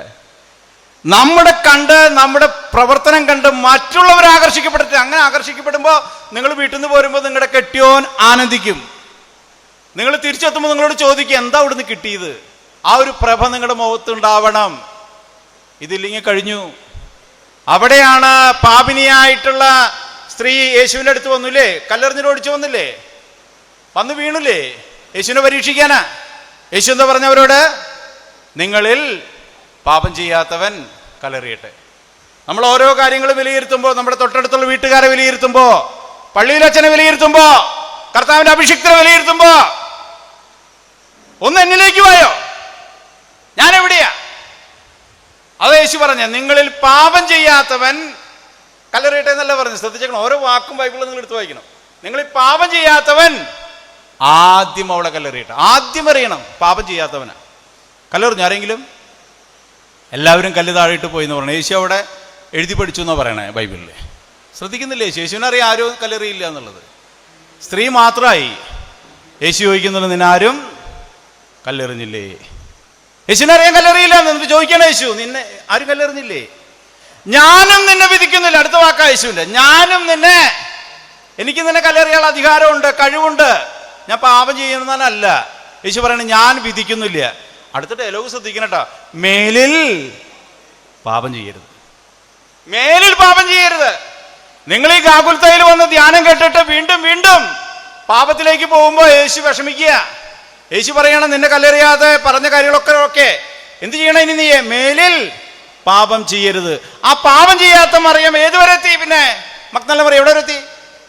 ഗാഗുൽത്ത വരെ എത്തി. ശ്രദ്ധിച്ചേക്കണത്, പഠിച്ചേക്കണത്. നമ്മളെവിടെ വരെ എത്തി? നമ്മൾ വീട്ടിൽ നിന്ന് ഗാഗുൽത്ത വരെ എത്തി, തിരിച്ച് വീട്ടിലേക്കും പോയി, അല്ലേ? അതിൻ്റെ അപ്പുറത്തേക്ക് എന്താ ഉള്ളത്? നമ്മുടെ ത്യാഗങ്ങളൊക്കെ മറ്റുള്ളവരെ കാണിക്കാതെ, പാപം ചെയ്യാതെ, പാപം ചെയ്തിട്ടുണ്ടെങ്കിൽ കുമ്പസാരക്കൂട്ടിൽ അത് ഇറക്കി വെച്ച് സന്തോഷത്തോടു കൂടി വീട്ടിലേക്ക് തിരിച്ചു ചെല്ലുമ്പോ നിങ്ങളുടെ ഭാര്യ, നിങ്ങളുടെ ഭർത്താവ്, നിങ്ങളുടെ അമ്മാനപ്പൻ, നിങ്ങളുടെ വീട്ടിലുള്ള അമ്മായിമ്മ സന്തോഷത്തോടുകൂടി നിങ്ങൾ സ്വീകരിക്കുമ്പോഴാണ് ഈ ധ്യാനം പൂർത്തമാകുന്നത്. അവിടെയാണ് മേലിൽ പാപം ചെയ്യരുത്. ഞാൻ പാപിയാ, വലിയ പാപം ചെയ്തിട്ടുള്ള ആളാണ്, പക്ഷെ ഞാൻ ഇനി മുതൽ അതിൽ മുഴുകില്ല എന്ന് ലെവലിലേക്ക് നമ്മൾ ഉയരണം. അവിടെയാണ് അന്ധനായിട്ടുള്ളവന്റെ പ്രാർത്ഥന നമ്മൾ കേൾക്കുന്നത്. അന്ധന, യേശുവിനെ അറിയില്ല. കണ്ടിട്ടുണ്ടോ? ഇപ്പൊ കണ്ണു കാണാത്ത ഒരാൾ ഇവിടെ വന്നിട്ട് കുമ്പസാരിക്കാനായിട്ടുള്ള പാപത്തെ കുറിച്ച് വരുമ്പോൾ ചിലപ്പോൾ ഓർമ്മ വരും, പാപബോധത്തെ കുറിച്ചൊക്കെ ഓർമ്മ വരുന്നുണ്ടെങ്കിൽ കുമ്പസാരത്തിന് സൗകര്യം ഉണ്ടെന്ന് അറിയിച്ചിട്ടുണ്ട്. സാധിക്കാവുന്നവരൊക്കെ അവിടെയും പോവുക. പ്രസംഗം ഇനിയും കേൾക്കാം കേട്ടോ. കുമ്പസാരമാണ് ഏറ്റവും പ്രധാനപ്പെട്ടത്. മേലിൽ പാപം ചെയ്യരുത്. കുമ്പസാരിക്കാനുള്ള സൗകര്യമുണ്ട്, താല്പര്യമുള്ളവർ പോവുക. കണ്ണ് കാണാത്തൊരു മനുഷ്യൻ, നമുക്ക് കണ്ണുള്ളതുകൊണ്ടല്ലേ ഗാകുൽത്തായിൽ ഇങ്ങനെ ഒരു ഓഡിറ്റോറിയം ഉണ്ട്. യേശു കൽത്തൂണിൽ കിടന്നുകൊണ്ട് നമ്മൾ നോക്കുന്ന ചിത്രം കാണുന്നുണ്ട്, അമ്മയുടെ ചിത്രം കാണുന്നുണ്ട്, പല വിശുദ്ധരുടെ ചിത്രം കാണുന്നുണ്ട്, കുരിശിന്റെ വഴിയുടെ ചിത്രങ്ങൾ കാണുന്നുണ്ട്. കണ്ണുള്ളതുകൊണ്ടല്ലേ. കണ്ണ് കാണാത്തവനാ. അവൻ കരഞ്ഞത് എന്തു പറഞ്ഞിട്ടാ? അവൻ കേട്ടതാ ഇങ്ങനെ ഒരു മനുഷ്യനുണ്ട്, ഈ മനുഷ്യന് അത്ഭുതങ്ങൾ ചെയ്യാനുള്ള കഴിവുണ്ട്. കേട്ടറിവ് മാത്രമല്ല, കണ്ടിട്ടില്ല. നമ്മൾ കേട്ടിട്ടുണ്ട്, കണ്ടിട്ടുമുണ്ട്. എന്നിട്ട് നമ്മുടെ സ്ഥിതി എന്താ? അവൻ എങ്ങനെയാ പ്രാർത്ഥിക്കണേ? ആർക്ക് പറയാം? എന്നിൽ ദാവീദിന്റെ പുത്ര എന്നിൽ കനിയണമേ. യേശു പ്രാർത്ഥന കേൾക്കുക. നമ്മുടെ പ്രാർത്ഥനകളെ ന്യായമാണെങ്കിൽ കേൾക്കും കർത്താവ്. ന്യായമല്ലെങ്കിൽ ആ പ്രാർത്ഥന കേട്ടില്ലെങ്കിലും നിനക്ക് ശുഭകരമായ മറ്റൊരു പദ്ധതി ദൈവം തരും. ഉറപ്പിച്ചേക്കണത്. അല്ല, ചോദിച്ചു തന്നില്ലെങ്കിൽ കർത്താവായിട്ട് പങ്കുവെട്ടരുത്. ഈ ചെറുകുട്ടിയുള്ള പോലെ പങ്കില്ല. ചോദിച്ചു തന്നില്ല കർത്താവ് വേറെ തരുന്നുണ്ട്. നമ്മൾ ആ ലെവലിലേക്ക് ഉയർന്നാൽ മതി. ദൈവം നൽകുന്ന കൃപകളെ കാണാനുള്ള വലിയ മനസ്സ് നമുക്കുണ്ടായാൽ മതി. അവിടേക്കാണ് നമ്മൾ ഉയരേണ്ടത്. ദാവീദിന്റെ പുത്ര എന്നിൽ കനിയണമേ ഓളിയിട്ട് പറയാ. കൂടുതലവർ പറഞ്ഞു നിശബ്ദനാവൂടാ. ഇവിടെ പലരും സ്തുതിക്കുമ്പോൾ ചിലരൊക്കെ നന്നായിട്ട് ദൈവത്തെ സ്തുതിക്കും. അവരും ദൈവവുമായിട്ടൊരു പ്രത്യേക ഐക്യത്തിലാണ് അവര് കൈകൊട്ടി സന്തോഷം കൊണ്ട് തുള്ളിച്ചാടി പ്രാർത്ഥിക്കുന്നത്. പഠിച്ചേക്കണത്. അതിനോട്ട് വിഷമിച്ചിട്ട് കാര്യമില്ല. അവനും ദൈവവുമായിട്ടുള്ള ഒരു സംഭാഷണം അവിടെ. ദൈവത്തെ സ്തുതിക്കാനായിട്ട് പറയുമ്പോൾ ഒരു പ്രത്യേക അനുഭൂതിയില്ലേ, സ്വരമുയർത്തി നമ്മളിങ്ങനെ നിന്നിട്ട് നിശബ്ദമായിട്ട് എൻ്റെ യേശുവിനെ നിശബ്ദതയിൽ ഞാൻ കാണുന്നു എന്ന് പറഞ്ഞ് നിശബ്ദമായിട്ടിരിക്കുമ്പോൾ അപ്പുറത്തെ ആൾ ചെയ്യുന്നത് തെറ്റല്ല. കാരണം അദ്ദേഹത്തിന്റെ പ്രാർത്ഥന എന്ന് പറയുന്നത് അദ്ദേഹത്തിന് ഇഷ്ടപ്പെട്ട രീതിയിലാണ്. അതുകൊണ്ട് ഉറക്കെ പ്രാർത്ഥിക്കുന്ന ആളുകളുണ്ട്, വളരെ തുള്ളിച്ചാടിക്കൊണ്ട് പ്രാർത്ഥിക്കുന്ന ആളുകളുണ്ട്, കൈകൊട്ടി പ്രാർത്ഥിക്കുന്നവരുണ്ട്, പലതരത്തിലുണ്ട്, വ്യത്യസ്തമാണ്. ഇതേപോലെ അന്തം പറഞ്ഞു ദാവീദിന്റെ പുത്രനിൽ കനിയണമേ. കൂടെയുള്ളവർ പറഞ്ഞു മിണ്ടാണ്ടിരിക്കട, വെറുതെ ആവശ്യമില്ലാത്ത കാര്യങ്ങൾ പറയണം, മിണ്ടാണ്ടിരിക്കട. തടഞ്ഞു. അവൻ നിർത്തിയോ? നമ്മളോ? 12ാം സ്ഥലം പാറകൾ പിളർന്നു. കൈ വിരിച്ചു പിടിക്കുക ആരെങ്കിലും പറഞ്ഞിട്ടാ? നമ്മളാണ്ട് വിരിച്ചു പിടിക്കുക. എന്നിട്ട് വായിക്കുന്ന ആള് കുറച്ച് സ്ലോല് വായിക്കും. പാറകൾ പിളർന്നു, പ്രേതാലയങ്ങൾ തുറക്കപ്പെട്ടു. അപ്പൊ നമ്മൾ ഒന്ന് വായിച്ച് തീർക്കടോ, കൈ അടഞ്ഞിട്ട് വയ്യ. നമ്മളോട് ആരെങ്കിലും പറഞ്ഞു കൈ ഇങ്ങനെ നിർത്തി പിടിച്ചിട്ട് ഇരിക്കുക? ഒരച്ഛൻ കുർബാന പ്രസംഗം ഒരു 10 മിനിറ്റ് കൂടി, ഉടനെ തന്നെ പള്ളിയിലകത്തിരുന്നിട്ട് അച്ഛന് വേറെ പണിയൊന്നുമില്ല, എന്തോരം നേരമായി പ്രസംഗം, പിറുപിറുക്കുക. കർത്താവിന്റെ അഭിഷിക്തരെ കുറിച്ച് പിറുപിറുക്കുക. നിങ്ങളുടെ ഭവനങ്ങളിൽ കർത്താവിന്റെ അഭിഷിക്തരെ കുറിച്ച് മോശപ്പെട്ട രീതിയിൽ പറയുന്നുണ്ടെങ്കിൽ ദയവ് ചെയ്ത് ഇന്നത്തോടെ നിർത്തണം. എല്ലാവരും പറയും നല്ല സുഖമാണല്ലോ, അച്ഛനായ എന്തോ സുഖം. എന്നിട്ട് എന്താ നിങ്ങളുടെ മക്കളെ പറഞ്ഞയക്കാഞ്ഞേ? സുഖമുള്ള പണിയല്ലേ? എന്താ പറഞ്ഞയക്കാഞ്ഞേ നിങ്ങൾ? ഇന്നിപ്പോൾ ദേവദർശന്റെ ക്യാമ്പിനൊക്കെ പോയിട്ട് ക്ലാസ് എടുക്കുമ്പോൾ ചോദിക്കാറുണ്ട് എത്ര കുട്ടികൾ അച്ഛനാവും. അപ്പോൾ എല്ലാ കുട്ടികളും അൾത്താര ബാലന്മാരായിട്ടുള്ള കുറേണ്ണത്തിനാണ് തയ്യാറാക്കി വെച്ചുള്ളത് അച്ഛന്മാരാക്കാൻ വേണ്ടി. നമ്മുടെ മക്കളൊക്കെ പൂത്തി വെച്ചിട്ട് അടുത്തുള്ളവരോട് പറയാ, നിന്നെ കാണുമ്പോൾ അച്ഛനാവളെ ലുക്കുണ്ട്, അച്ഛനാവളെ ലുക്കാണുള്ളത്. നമ്മുടെ മക്കൾ അതിനുവേണ്ടി ഒരുക്കണമെങ്കിൽ കർത്താവിന്റെ അഭിഷിക്തരെ കുറിച്ച് മോശപ്പെട്ട രീതിയിൽ നമ്മുടെ വീടുകളിൽ സംഭാഷണവും പാടില്ല. മാതാപിതാക്കൾ ശ്രദ്ധിക്കണം. മക്കൾ വളരെ ജിജ്ഞാസയോടുകൂടി ശ്രദ്ധിച്ചിരിക്കുന്നത്. നാട്ടിലെ മോശപ്പെട്ട കാര്യങ്ങൾ പറയുമ്പോൾ സ്റ്റോപ്പ് ഇറ്റ്, നിർത്തറ, സ്റ്റോപ്പ് ഇറ്റ് എന്ന് പറയാനുള്ള കഴിവുണ്ടാവണം. ഇവിടെയാണ് പ്രഘോഷണം. അല്ലാതെ അതിരുന്ന് ഇങ്ങനെ ആസ്വദിക്കല്ല. ആ പെൺകുട്ടി ആരുടെ കൂടെ പോയി അല്ലെങ്കിൽ മറ്റേ കാര്യം പോയി. എൻ്റെ കാര്യമാണെങ്കിൽ ഞാൻ പറയും, എൻ്റെ മകളാണ് പോയെങ്കിൽ നമ്മൾ സന്തോഷത്തോടെ ഇത് ചർച്ച ചെയ്യുമോ? ഒത്തിരി തീരുമാനങ്ങൾ എടുക്കുമ്പോൾ വികാരി അച്ഛൻ ചെയ്ത് ചിലപ്പോൾ ഒരു തെറ്റൊക്കെ ഉണ്ടാവാം. നമ്മുടെ പുറത്ത് കുടുംബത്തിൽ വന്ന ആളല്ലേ, ഒന്ന് ക്ഷമിച്ചുകൂടെ? ക്ഷമാശീലനായ പാട്ട് മാത്രം പാടിയാൽ മതിയോ? അപ്പൊ ഈ അന്ധനെ പോലെ ദൈവം എന്താ ചെയ്യണേ? കണ്ണ് കാണാത്തവനോട് ചെയ്ത കാര്യം കൂടിയും ബൈബിളിൽ ശ്രദ്ധിക്കണം. നിലത്ത് തുപ്പി. യേശുവിന് തൊട്ടിട്ട് ശരി കണ്ണ് പൊക്കൂടെ? നിലത്ത് തുപ്പി, ചെളി ഉണ്ടാക്കി, ആ കണ്ണിൽ വരട്ടി. എന്നിട്ടെന്താ പറഞ്ഞേ? ഗാകുൽത്തേൽ വിട്ട് കഴുകാനാണോ പറഞ്ഞേ? ഏത് കുളത്തിൽ കഴുകാനാ പറഞ്ഞേ? ഞാൻ ഇടയ്ക്ക് ചോദ്യം ചോദിക്കണം എന്താ വെച്ചാൽ നിങ്ങൾ ഉറങ്ങാണ്ടിരിക്കാനാ.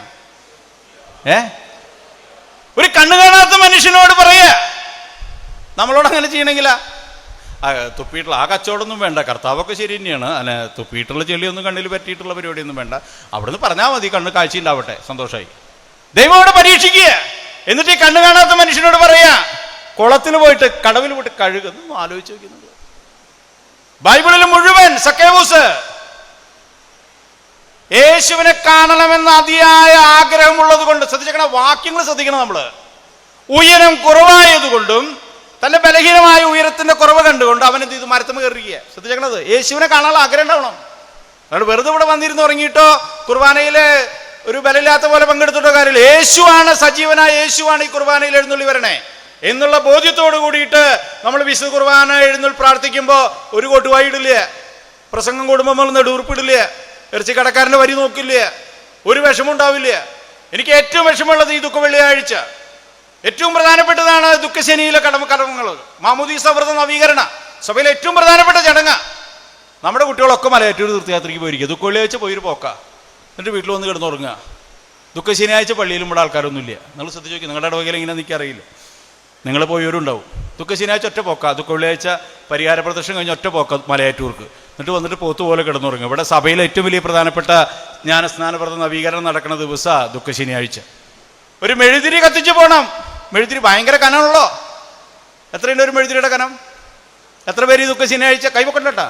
എത്ര പേര് ദുഃഖ ശനിയാഴ്ച വീട്ടിൽ നിന്ന് മുമ്പ് ഒരു മെഴുതിരിയുടെ കഷ്ണം കൊണ്ടുപോയിട്ട് ആ ജ്ഞാനസ്നാന വ്രത നവീകരണത്തിന്റെ സമയത്ത് അത് കത്തിച്ചിട്ട് പ്രതിജ്ഞ എടുത്തവരുണ്ട്. നമ്മളെല്ലാവരും കപ്പേരെ നോക്കുക, എന്തോ കൊണ്ടുവരാത്ത മെഴുതിരി. ഇത് കുറെ ആൾക്കാർ നിയോഗിച്ചിട്ടുണ്ടല്ലോ. നമ്മുടെ ഡ്യൂട്ടി അത്. എന്റെ ബോധമില്ലാത്ത സമയത്ത് എന്റെ തലതൊട്ടപ്പനും തലതൊട്ടമ്മയും നൽകിയ വ്രതം നവീകരിക്കുക. ഞാൻ സുബോധനോടി പള്ളിക്ക് മുമ്പ് ഒരു മെഴുതിരി 100 ഗ്രാമിന്റെ 200 ഗ്രാമിന്റെ 2 മൊബൈൽ, അതിന്റെ ചാർജർ ഒന്ന് പഠിക്കുമ്പോൾ ഒരു വിഷമവുമില്ല. നമ്മുടെ മക്കളൊക്കെ ഇന്ന് പള്ളിയിൽ മൊബൈലായിട്ട് വരണ തടയണം. നിങ്ങൾ വിശുദ്ധ കുർബാനയ്ക്ക് പോകണമെങ്കിൽ മൊബൈലോടെ വെച്ച് പോ. ആദ്യം നിങ്ങളിവിടെ വയ്ക്കണം താഴ്ത്ത്. നിങ്ങൾ കൈവേടിച്ച് പോകരുത്. നിങ്ങൾ കാണിച്ചു കൊടുത്തത് അമ്മയുടെ മൊബൈലോടെ ഇരിക്കണം. അതുകൊണ്ട് മോനെ കൊണ്ടുവരുത്. മൊബൈലും വെച്ചിട്ട് പള്ളിയുടെ മോണ്ടാകത്തിരുന്ന് സർവ്വവിധമായിട്ടുള്ള ആഭാസ തരങ്ങൾ കാണുന്ന രീതിയിലേക്ക് നമ്മുടെ യൂത്തിനെ നയിച്ചതാരാ? നമ്മളാണ്. നമ്മുടെ മോഡൽസ് ഇല്ലാണ്ട. ഇവിടെയാണ് സക്കേവൂസ് ആഗ്രഹിക്കുന്നത്. യേശുവിനെ കാണണമെന്ന അതിയായ ആഗ്രഹവും ഉയരക്കുറവും ബലഹീനതയാ. നീ കാണാൻ വേണ്ട, ഉയരല്ലേ, പോവാ, രക്ഷയില്ല. എന്ത് ചെയ്തു?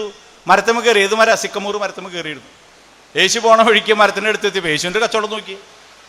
ആ പൊത്തി പിടിച്ചിരിക്കുന്ന മനുഷ്യനെ അടുത്തിയപ്പോൾ സക്കേവൂസെ ആ വരുന്നു താഴ്ത്തേക്ക്, ചക്ക ഇട്ട പോലെ ആ വരുന്നു സക്കേവൂസ് താഴ്ത്തേക്ക്. യേശു സക്കേവൂസ് എന്ന് വിളിക്കണല്ലോ.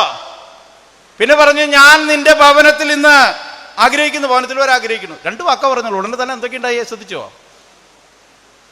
നമ്മളോടൊന്ന് യേശു പറയണ, ഫിലോമിനേച്ചിയെ ഞാനിന്ന് ഫിലോമിനേച്ചിയുടെ വീട്ടിൽ വരാം എന്ന് പറഞ്ഞ് ഫിലോമിനേച്ചി എന്താ പറയുക? അയ്യോ അങ്ങനെ പറയരുത്, അവിടെ ഒന്നും വൃത്തിയാക്കിയിട്ടില്ല. എനിക്ക് ഏറ്റവും ഇഷ്ടമുള്ളത് ഈ അച്ഛന്മാർ ബ്ലെസ്സിങ്ങിന് വീട്ടിലേക്ക് വരണതാണ്. ഞാൻ താഴ്ത്തി പിതാവിനോട് പറയാറുണ്ട്, അത് മാസത്തിൽ ഒരിക്കലെങ്കിലും ആവുക, അപ്പോൾ അങ്ങനെയെങ്കിലും വീട് വൃത്തിയാവും. നമ്മുടെ വീട് വൃത്തിയാക്കുന്ന ഒരു ദിവസമാണ് ജൂൺ മാസം, അച്ഛന്മാർ വെഞ്ചരിക്കാൻ വരുന്ന ദിവസം. അന്നാണ് നമ്മുടെ അൾത്താരമയുള്ള പഴയ കഴിഞ്ഞ കൊല്ലം വെച്ച മെഴുതിരി ആ രൂപമൊക്കെ ഒന്ന് തുടയ്ക്കുക. പിന്നെ വീട്ടിലുള്ള ഡ്രസ്സൊക്കെ അലമാരയിൽ തുറന്നിട്ട് അടച്ച് പൂട്ടിയിട്ട് വെക്കുക. ഏതെങ്കിലും കുട്ടി അറിയേണ്ട എങ്ങനെ അലമാര തുറന്നു കഴിഞ്ഞാൽ അത് ചത്തുപോകും. അത് തുറന്ന് കട്ടിൻ്റെ വീട്ടിലേക്ക് തള്ളു. നമ്മുടെ വൃത്തി അങ്ങനെയാണ്. പരിശുദ്ധമായ അൾത്താര പോലെ നമ്മുടെ കുടുംബ പ്രാർത്ഥന ചെല്ലുന്ന യേശുവിൻ്റെ തിരുഹൃദയം വെച്ചിട്ടുള്ള സ്ഥലങ്ങൾ ഇന്ന് പുതിയ വീടുകളൊക്കെ ചെല്ലുമ്പോൾ യേശുവിനെ കണ്ട പേടിയാവും. ആ തിരുഹൃദയം അതിൻ്റെ ഒന്നും ആവശ്യമില്ല. ഒരു രൂപം, തുങ്ങപ്പെട്ട കുരിശു മാത്രം മതി. തിരുഹൃദയ പ്രതിഷ്ഠ എന്ന് പറയുന്നൊരു സംഭവം ഉണ്ട്, പഠിച്ചേക്കണത്. തിരുഹൃദയ പ്രതിഷ്ഠ ജൂൺ മാസത്തിലെ, മെയ് മാസത്തിലെന്താ മാസം? 1/2 മാസം വണക്കമാസം. എനിക്ക് ഏറ്റവും ഇഷ്ടമുള്ളത് ഈ മെയ് മാസത്തിലെ വണക്കമാസമാണ്. പള്ളിയിൽ നിറച്ച ആളുകളുണ്ടാവും വണക്കമാസത്തിന്. എല്ലാ പിള്ളേരും ഉണ്ടാവും. SLC റിസൾട്ട് വരുന്നവരുണ്ടാവും, +1 റിസൾട്ട് വരുന്നവരുണ്ടാവും, +2കാരുണ്ടാവും. റിസൾട്ട് വന്നാൽ പിന്നെ പള്ളിയിലധികം പിള്ളേരെ കാണില്ല. കാരണം എന്താ? അവർക്ക് കിട്ടാൾ കിട്ടി. മറ്റേത് വണക്കമാസം കഴിഞ്ഞാലും കൈവിരിച്ച് പ്രാർത്ഥനയാണ്. കാരണം റിസൾട്ട് വരുന്നവരോട് ചെറിയ കുട്ടികൾ കേൾക്കണമെങ്കിൽ എന്നോട് പൊറുക്കണം കേട്ടോ. ഞാനങ്ങനെ വീക്ഷിക്കുന്ന ഒരാളാണ്. ഒക്കെ കൈക്കോട്ട് പോലെയാ. എനിക്ക് മാർക്ക് കിട്ടണേ, മാർക്ക് വന്നു, റിസൾട്ട് വന്നു, പിന്നെ വണക്കമാസം വേണ്ട.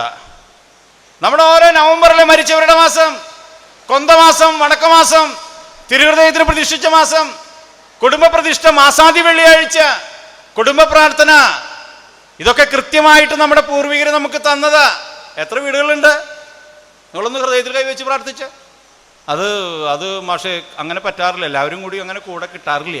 അപ്പോൾ ഞാൻ സ്വയം പ്രേരിത പ്രാർത്ഥന. ഞാൻ എൻ്റെ അപ്പച്ചനെ ഓർക്കുക.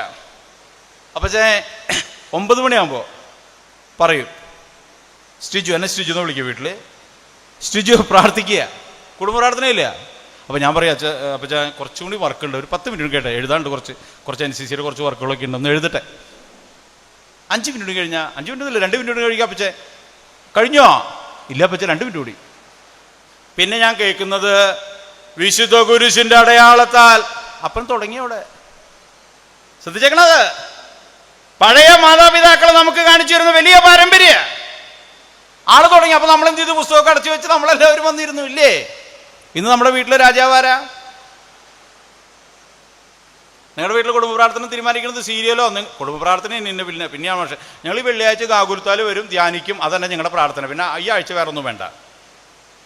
മക്കളും മാതാപിതാക്കളും അമ്മാനപ്പനും അമ്മായിയും ഒരുമിച്ചിരുന്ന് ദൈവത്തോട് നന്ദി പറയുന്ന കുടുംബ പ്രാർത്ഥന പരിശുദ്ധാത്മാവിന്റെ ഗാനം ആലപിച്ചുകൊണ്ട് തുടങ്ങി മരിയൻ ഗാനത്തോട് അവസാനിക്കുന്ന രീതിയിലുള്ള പ്രാർത്ഥന. അവിടെ വിശുദ്ധ ഔസേപിതാവുണ്ട്, പ്രതിഷ്ഠയുണ്ട്, മാതാവിന്റെ 53 മണിജപമുണ്ട്, ലുത്തനിയുണ്ട്. എത്ര ഭംഗിയായിട്ടുള്ള ചിട്ടയായ സംഭവമാണെന്നറിയോ? ആ സാധനം നമ്മുടെ കയ്യിൽ നിന്ന് പോയി.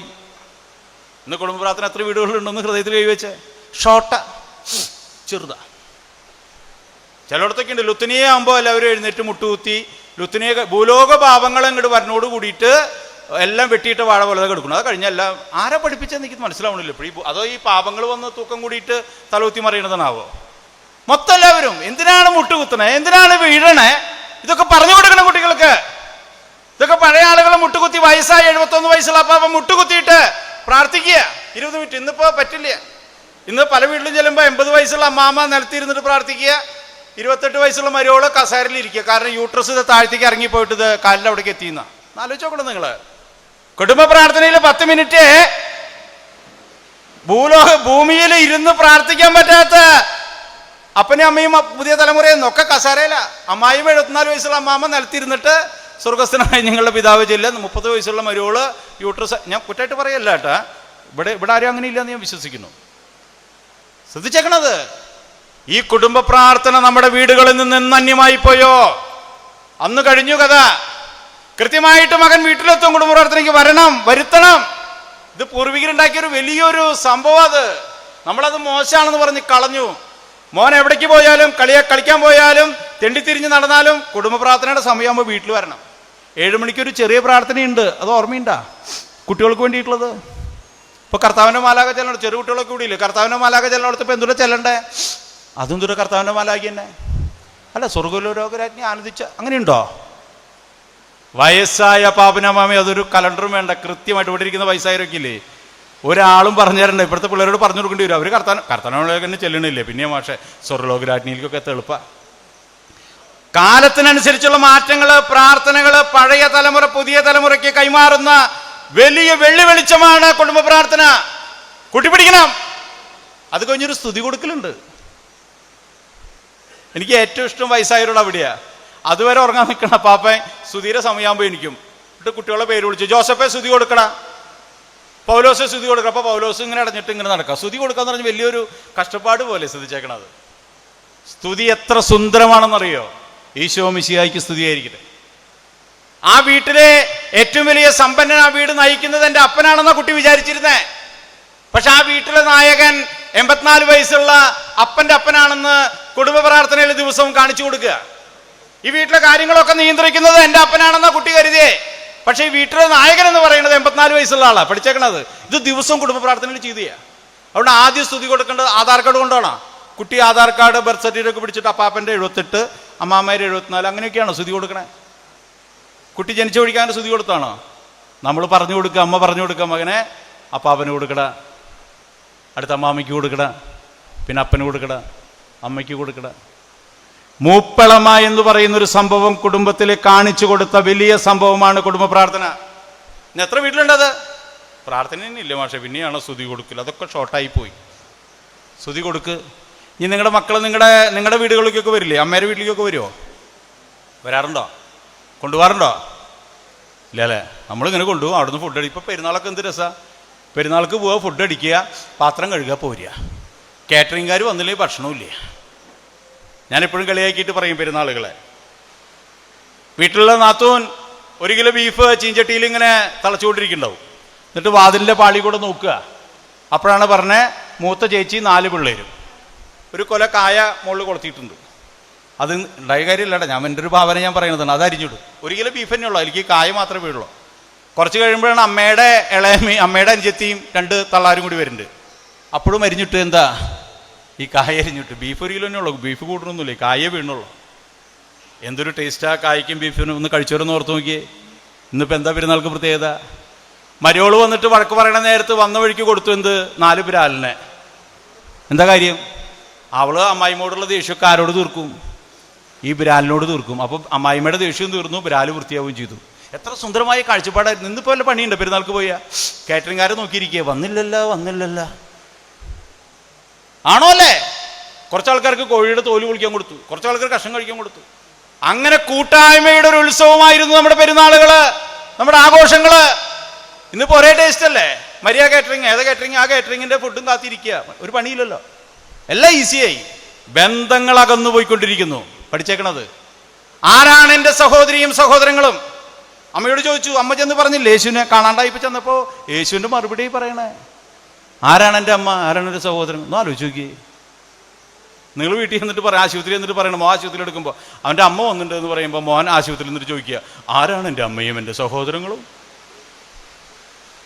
ദൈവഹിതം അനുസരിക്കുന്നവരാരോ അവരാ എൻ്റെ അമ്മയും സഹോദരൻ. പഠിച്ചേക്കണത്. ഇത്തരത്തിൽ നമ്മുടെ ബൈബിളിലെ കഥകളെ, ഉപമകളെ കൊണ്ടുവരാൻ നമുക്ക് സാധിക്കണം. പാപം ചെയ്യപ്പെട്ട സ്ത്രീ ഗാഗുൽത്ത വരെ യേശുവിന്റെ കൂടെ ഉണ്ടായി എന്നുള്ളതാ. അമ്മയുടെ മടിയിൽ കിടക്കപ്പെട്ട യേശു മരിച്ചിട്ട് മൂകമായ ഭാഷയിൽ അന്ത്യയാത്ര പറഞ്ഞപ്പോ പഠിച്ചേക്കണത്. വേലൂരിലുള്ള അർണോസ് പാതിരി എന്ന് പറയുന്ന മനുഷ്യൻ എഴുതി. പഴയകാലത്തെ ആളുകളൊക്കെ പാടുന്നു. പുത്തമ്പാന, ഒരു വിദേശിയ. ആ വിദേശി അമ്മയുടെ പ്രലാപഗീതം എഴുതുകയാണ്. അമ്മ തന്നെ മണി തൻ്റെ നിർമ്മല ദുഃഖങ്ങളിപ്പോ. ശ്രദ്ധിച്ചോ? തുള്ളിച്ചാടുണ്ടോ? തുള്ളിച്ചാടുന്ന പാട്ടാണോ? അമ്മയുടെ ദുഃഖങ്ങളെ വിദേശിയായിട്ടുള്ള അർണോസ് പാതിരി മലയാള ഭാഷയിൽ എഴുതിയിരിക്കുക. മരത്താലേ വന്ന പാപങ്ങൾ മരത്താലേ മായ്ക്കുവാനായി മരത്തിന്മേലാർത്തനായി തൂങ്ങി മരിക്കുന്നു ദൈവം. ശ്രദ്ധിച്ചോ? ആദം മൂലം വന്ന മരം, ആ പാപം മായ്ക്കാനായിട്ട് മരത്തിന്മേ പരിഹാസത്തിന്റെ അടയാളമായ കുരിശിനെ മഹത്വത്തിന്റെ ചിഹ്നമായി ഉയർത്തിയ കർത്താവേ. പഠിച്ചേക്കണത്. ഇത് ആവേലച്ചൻ പറയുക. ഇതൊക്കെ നമ്മുടെ മക്കളിലേക്ക് എത്തിക്കാൻ നമുക്ക് സാധിക്കാത്തതാണ് ഇന്നത്തെ പ്രശ്നം. ഇത് ഉറപ്പിക്കണം നമുക്ക്. കുർബാന എന്താണെന്ന് പഠിക്കണം. കർത്താവിന്റെ അഭിഷിക്തരെ കുറ്റം പറയുമ്പോൾ നിങ്ങൾ ശ്രദ്ധിച്ചേക്കണം. കർത്താവിന്റെ അഭിഷിക്തരെ കർദിനാളോ മെത്രാനോ വൈദികൻ ആരോ ആവട്ടെ, നമ്മളോട് യാചിക്കുന്നുണ്ട് കുർബാനയിൽ. ശ്രദ്ധിച്ചേക്കണത്. എപ്പോഴാ? അങ്ങനെ കുർബാനയിൽ കുറെ പരിപാടി ഉള്ളതുകൊണ്ട് അങ്ങനെ ശ്രദ്ധിച്ചിട്ടില്ല. ഇനിയോട്ട് ശ്രദ്ധിക്കാം. ആൻഡ്രൂസ് താഴത്ത് മെത്രാപ്പോലീത്ത് തിരിഞ്ഞ് നമ്മളോട് സഹായം ചോദിക്കണ്ട. എപ്പോഴാ?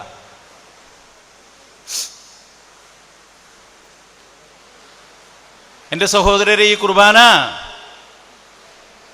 എൻ്റെ കരങ്ങൾ വഴി പൂർത്തിയാകുവാൻ നിങ്ങൾ എനിക്ക് വേണ്ടി പ്രാർത്ഥിക്കുവാൻ. അങ്ങോട്ട് തിരിഞ്ഞു നിൽക്കണ മെത്രാൻ അച്ഛൻ തിരിഞ്ഞു നിന്ന് നമ്മളോട് പറയുന്നുണ്ട്. അപ്പൊ നമ്മളെന്ന് പറയണം, ഓക്കെ തുടങ്ങിക്കോളൂ, കുഴപ്പമില്ല, നമ്മളത് കച്ചവടമൊന്നുമില്ല. ആൾട്ടർ ബോയ്സുകാര് മിനിറ്റിൽ പറയുന്നുണ്ട് പ്രാർത്ഥിക്കാം, നമ്മുടെ സമാധാനം അതോട് പോകും. ഓടിയിട്ടിട്ട് തല പറഞ്ഞ പോലെയാ അവർ പറയുന്നത്. പ്രാർത്ഥിക്കാൻ നമുക്ക് സമാധാനം. എനിക്ക് ചില ആൾട്ടർ ബോയ്സിനെ കാണുമ്പോൾ, ചില പള്ളിയിലൊക്കെ കാണുമ്പോൾ പേടിയാവും. സമാധാനം ഇല്ലാത്ത പിള്ളേരാന്ന് തോന്നണേ. അവർ ഓടിയിട്ടിട്ട് പ്രാർത്ഥിക്കുക, എല്ലാവരും കൂടി 25 ആളും കൂടിയിട്ട് തല പറഞ്ഞ പോലെ പ്രാർത്ഥിക്കാം, നമുക്ക് സമാധാനം. വൈദികൻ നമ്മളോട് പറയുന്നുണ്ട് സമാധാനം സ്റ്റേജിനോട് കൂടെ, നിങ്ങളോടുകൂടെ 3 പ്രാവശ്യം പറയണം. അപ്പൊ നമ്മളെന്ത് ചെയ്യണേ? ആയിക്കോട്ടെ, കുഴപ്പമില്ല. നമ്മളെന്താ ചെയ്യണ്ടേ? വിശുദ്ധ കുരിശ് വരച്ച ആ സമാധാനത്തെ സ്വീകരിക്കണം. എത്ര പേര് ചെയ്യാറുണ്ട്? 3 തവണയാ. ഇന്ന് വിശുദ്ധ ബൈബിൾ വെച്ചിട്ട്, ഇന്ന് സമാധാനം നടക്കുന്നതിന് മുമ്പ്, രമ്യതപ്പെടുന്നതിന് മുമ്പ്, പിന്നെ 3 പ്രാവശ്യം ഈ സമാധാനം വരുമ്പോൾ എന്ത് ചെയ്യണം? കുരിശ് വരച്ചിട്ട് ആ സമാധാനത്തെ സ്വീകരിക്കണം. അത് വേണ്ട, വീട്ടിൽ ചെന്നാൽ പിന്നെ പ്രശ്നമാകും. അമ്മായിമനെ നല്ല തെറി പറയാനുള്ളതാ. ഈ സമാധാനത്തിലേക്ക് വരണം. ഇനി നമ്മളാരാണെന്ന് പറയണ കുർബാനയിൽ പങ്കെടുക്കണം. നമ്മളാരാ? നമ്മുടെ റോൾ എന്താ? ദിവ്യകാര്യ സ്വീകരണം നൽകുന്നതിന് മുമ്പ് പറയുന്നുണ്ട് സഭാ പ്രാർത്ഥന. എന്താ? വിശുദ്ധ കുർബാന. ഗാകുലത്തിലുള്ളവർക്ക് മാത്രം എന്താ പറയണ? വിശുദ്ധ ജനത്തിനുള്ളതാകുന്നു. വൈദിക ഇങ്ങനെ പറയാം, വിശുദ്ധ കുർബാന. ആരെ നോക്കിയിട്ടാ പറയണേ? ഭിന്നച്ച് നോക്കിയിട്ടാണോ? അപ്പൊ നമ്മൾ ആരാ? ഇന്ന് തൊട്ട് ഇന്നോട്ട് കുർബാനോടെ കാണുമ്പോൾ ശ്രദ്ധിച്ചോളൂട്ടാ. ഭിന്നച്ചൻ പറയാണ്, നിങ്ങൾ എനിക്ക് വേണ്ടി പ്രാർത്ഥിക്കണം. വിശുദ്ധ കുർബാന വിശുദ്ധ ജനത്തിനുള്ളത്. നമ്മൾ വിശുദ്ധ ജന. അതുകൊണ്ട് അന്നാപെസഹ തിരുനാളിൽ കർത്താവരുള്ള ഈ കൽപ്പന പോലെ ഒരുമിക്കേ പ്രാർത്ഥിക്കേ. എന്ത് ചെയ്യണം? അതിന് അനുരഞ്ജിതരായി തീർന്നിടാം. ഇതൊക്കെ ഗായക സംഘം ഇങ്ങനെ പടയ്ക്കുമ്പോൾ നമ്മള് കുഴപ്പമില്ല. നമ്മുടെ ഫ്രാൻസിയറിന്റെ ചെക്കനാന്ന് തോന്നുന്നു, തരക്കേടില്ലാണ്ട് പാടുണ്ട്. ജോയ്സി മോള് കുഴപ്പമില്ല, നന്നിട്ട് പാടുണ്ട് അവള്. ഗായക സംഘം ഇന്ന് പ്രാർത്ഥനയ്ക്ക് അനുരൂപരായി നമ്മളെ സഹായിക്കുന്നു. ഇവിടുത്തെ നല്ല ടീമാട്ടാ, നിങ്ങൾ നല്ല കുട്ടികളാണ്, ഞാൻ ശ്രദ്ധിച്ചു, നല്ല പാട്ടാണ് കേട്ടാ. അവരിങ്ങനെ നോക്കാം, മാഷെ ചതിക്കല്ലേ.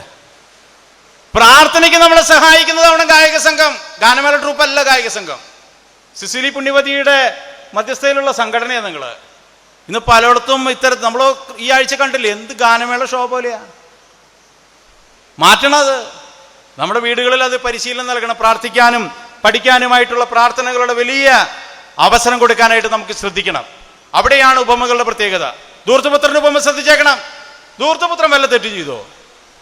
അപ്പനോട് പറഞ്ഞു, ഉള്ളതായോ? എടോ അപ്പ ഇങ്ങോട്ട് തായോ, ഉള്ളതായോ? ഉള്ളത് മതി. അല്ലാണ്ട് കത്തി വെച്ചിട്ട് പറഞ്ഞോ 5 സെന്റ് സ്ഥലം തരുന്നൊന്നും പറഞ്ഞില്ല. ഉള്ളത് തായോ. വളരെ സിമ്പിളാണ്. ഇന്ന് പല മാതാപിതാക്കൾ ഇവിടെ ഇരിക്കുന്നവർ ശ്രദ്ധിക്കട്ടെ, മക്കൾക്ക് കൊടുക്കേണ്ടത് നല്ല കാലത്ത് തന്നെ പറഞ്ഞു വെക്കുക.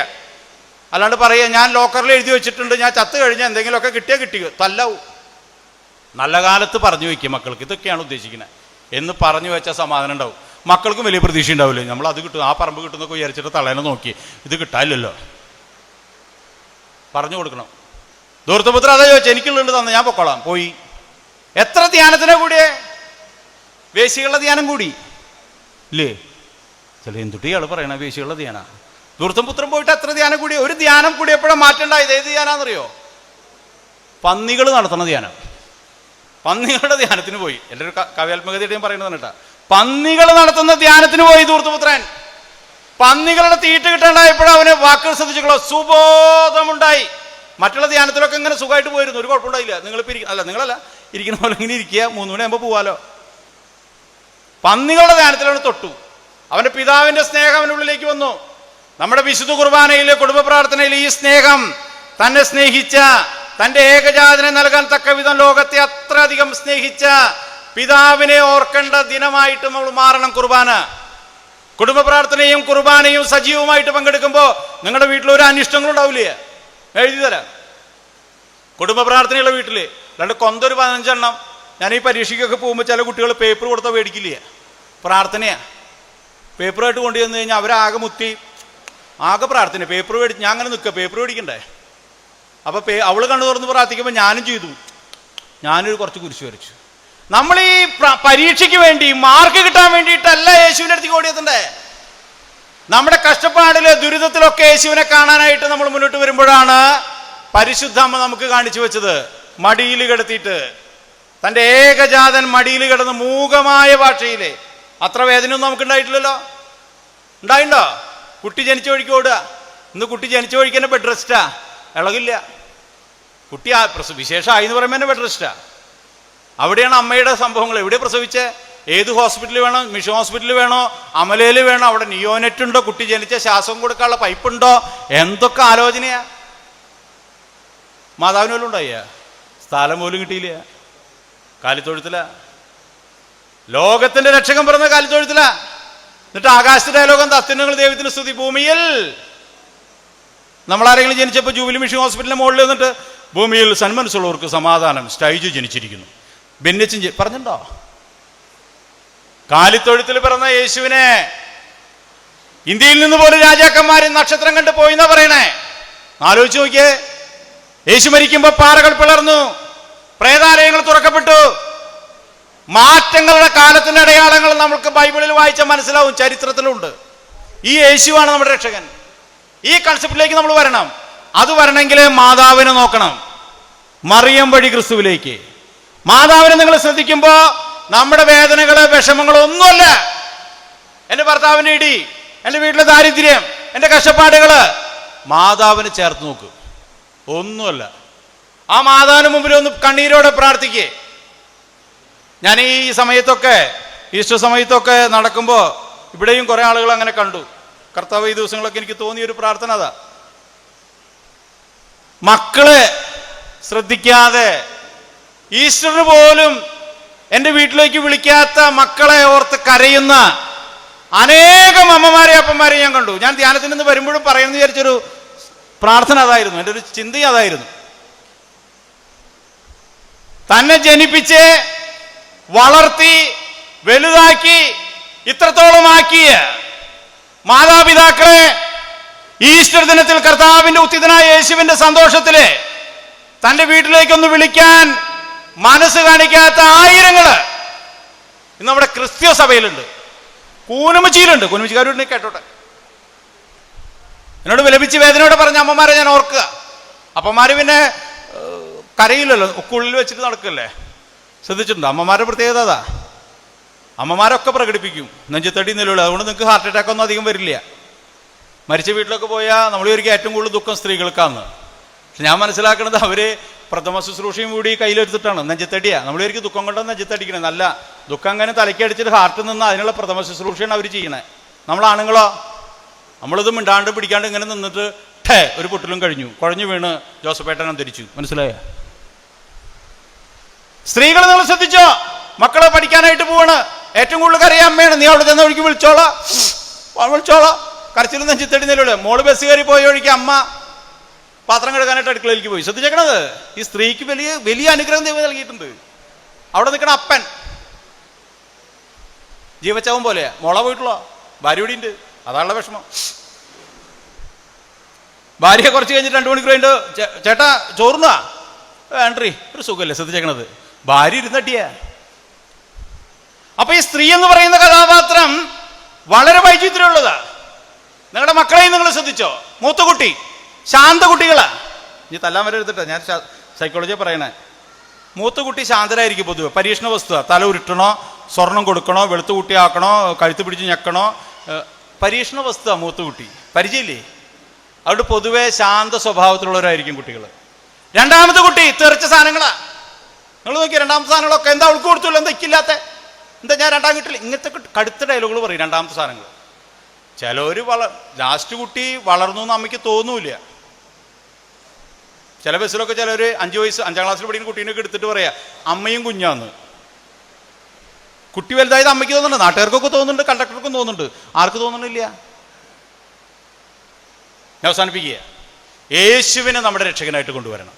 അതിന് മുറുകെ പിടിക്കേണ്ടതാണ് കുടുംബ പ്രാർത്ഥനയും വിശുദ്ധ കുർബാനയും. ഇത് മാത്രം മുറുകെ പിടിച്ചാൽ മതി. ഒരു മൊബൈലിൽ പിന്നാലും പിള്ളേർ പോലില്ല. കുടുംബ പ്രാർത്ഥന കമ്പൽസറി ആയിട്ടുണ്ടാവുക. സ്തുതി കൊടുക്കുക. പ്രാർത്ഥനാ ചൈതന്യമുള്ള കുടുംബമായിട്ട് മാറുക.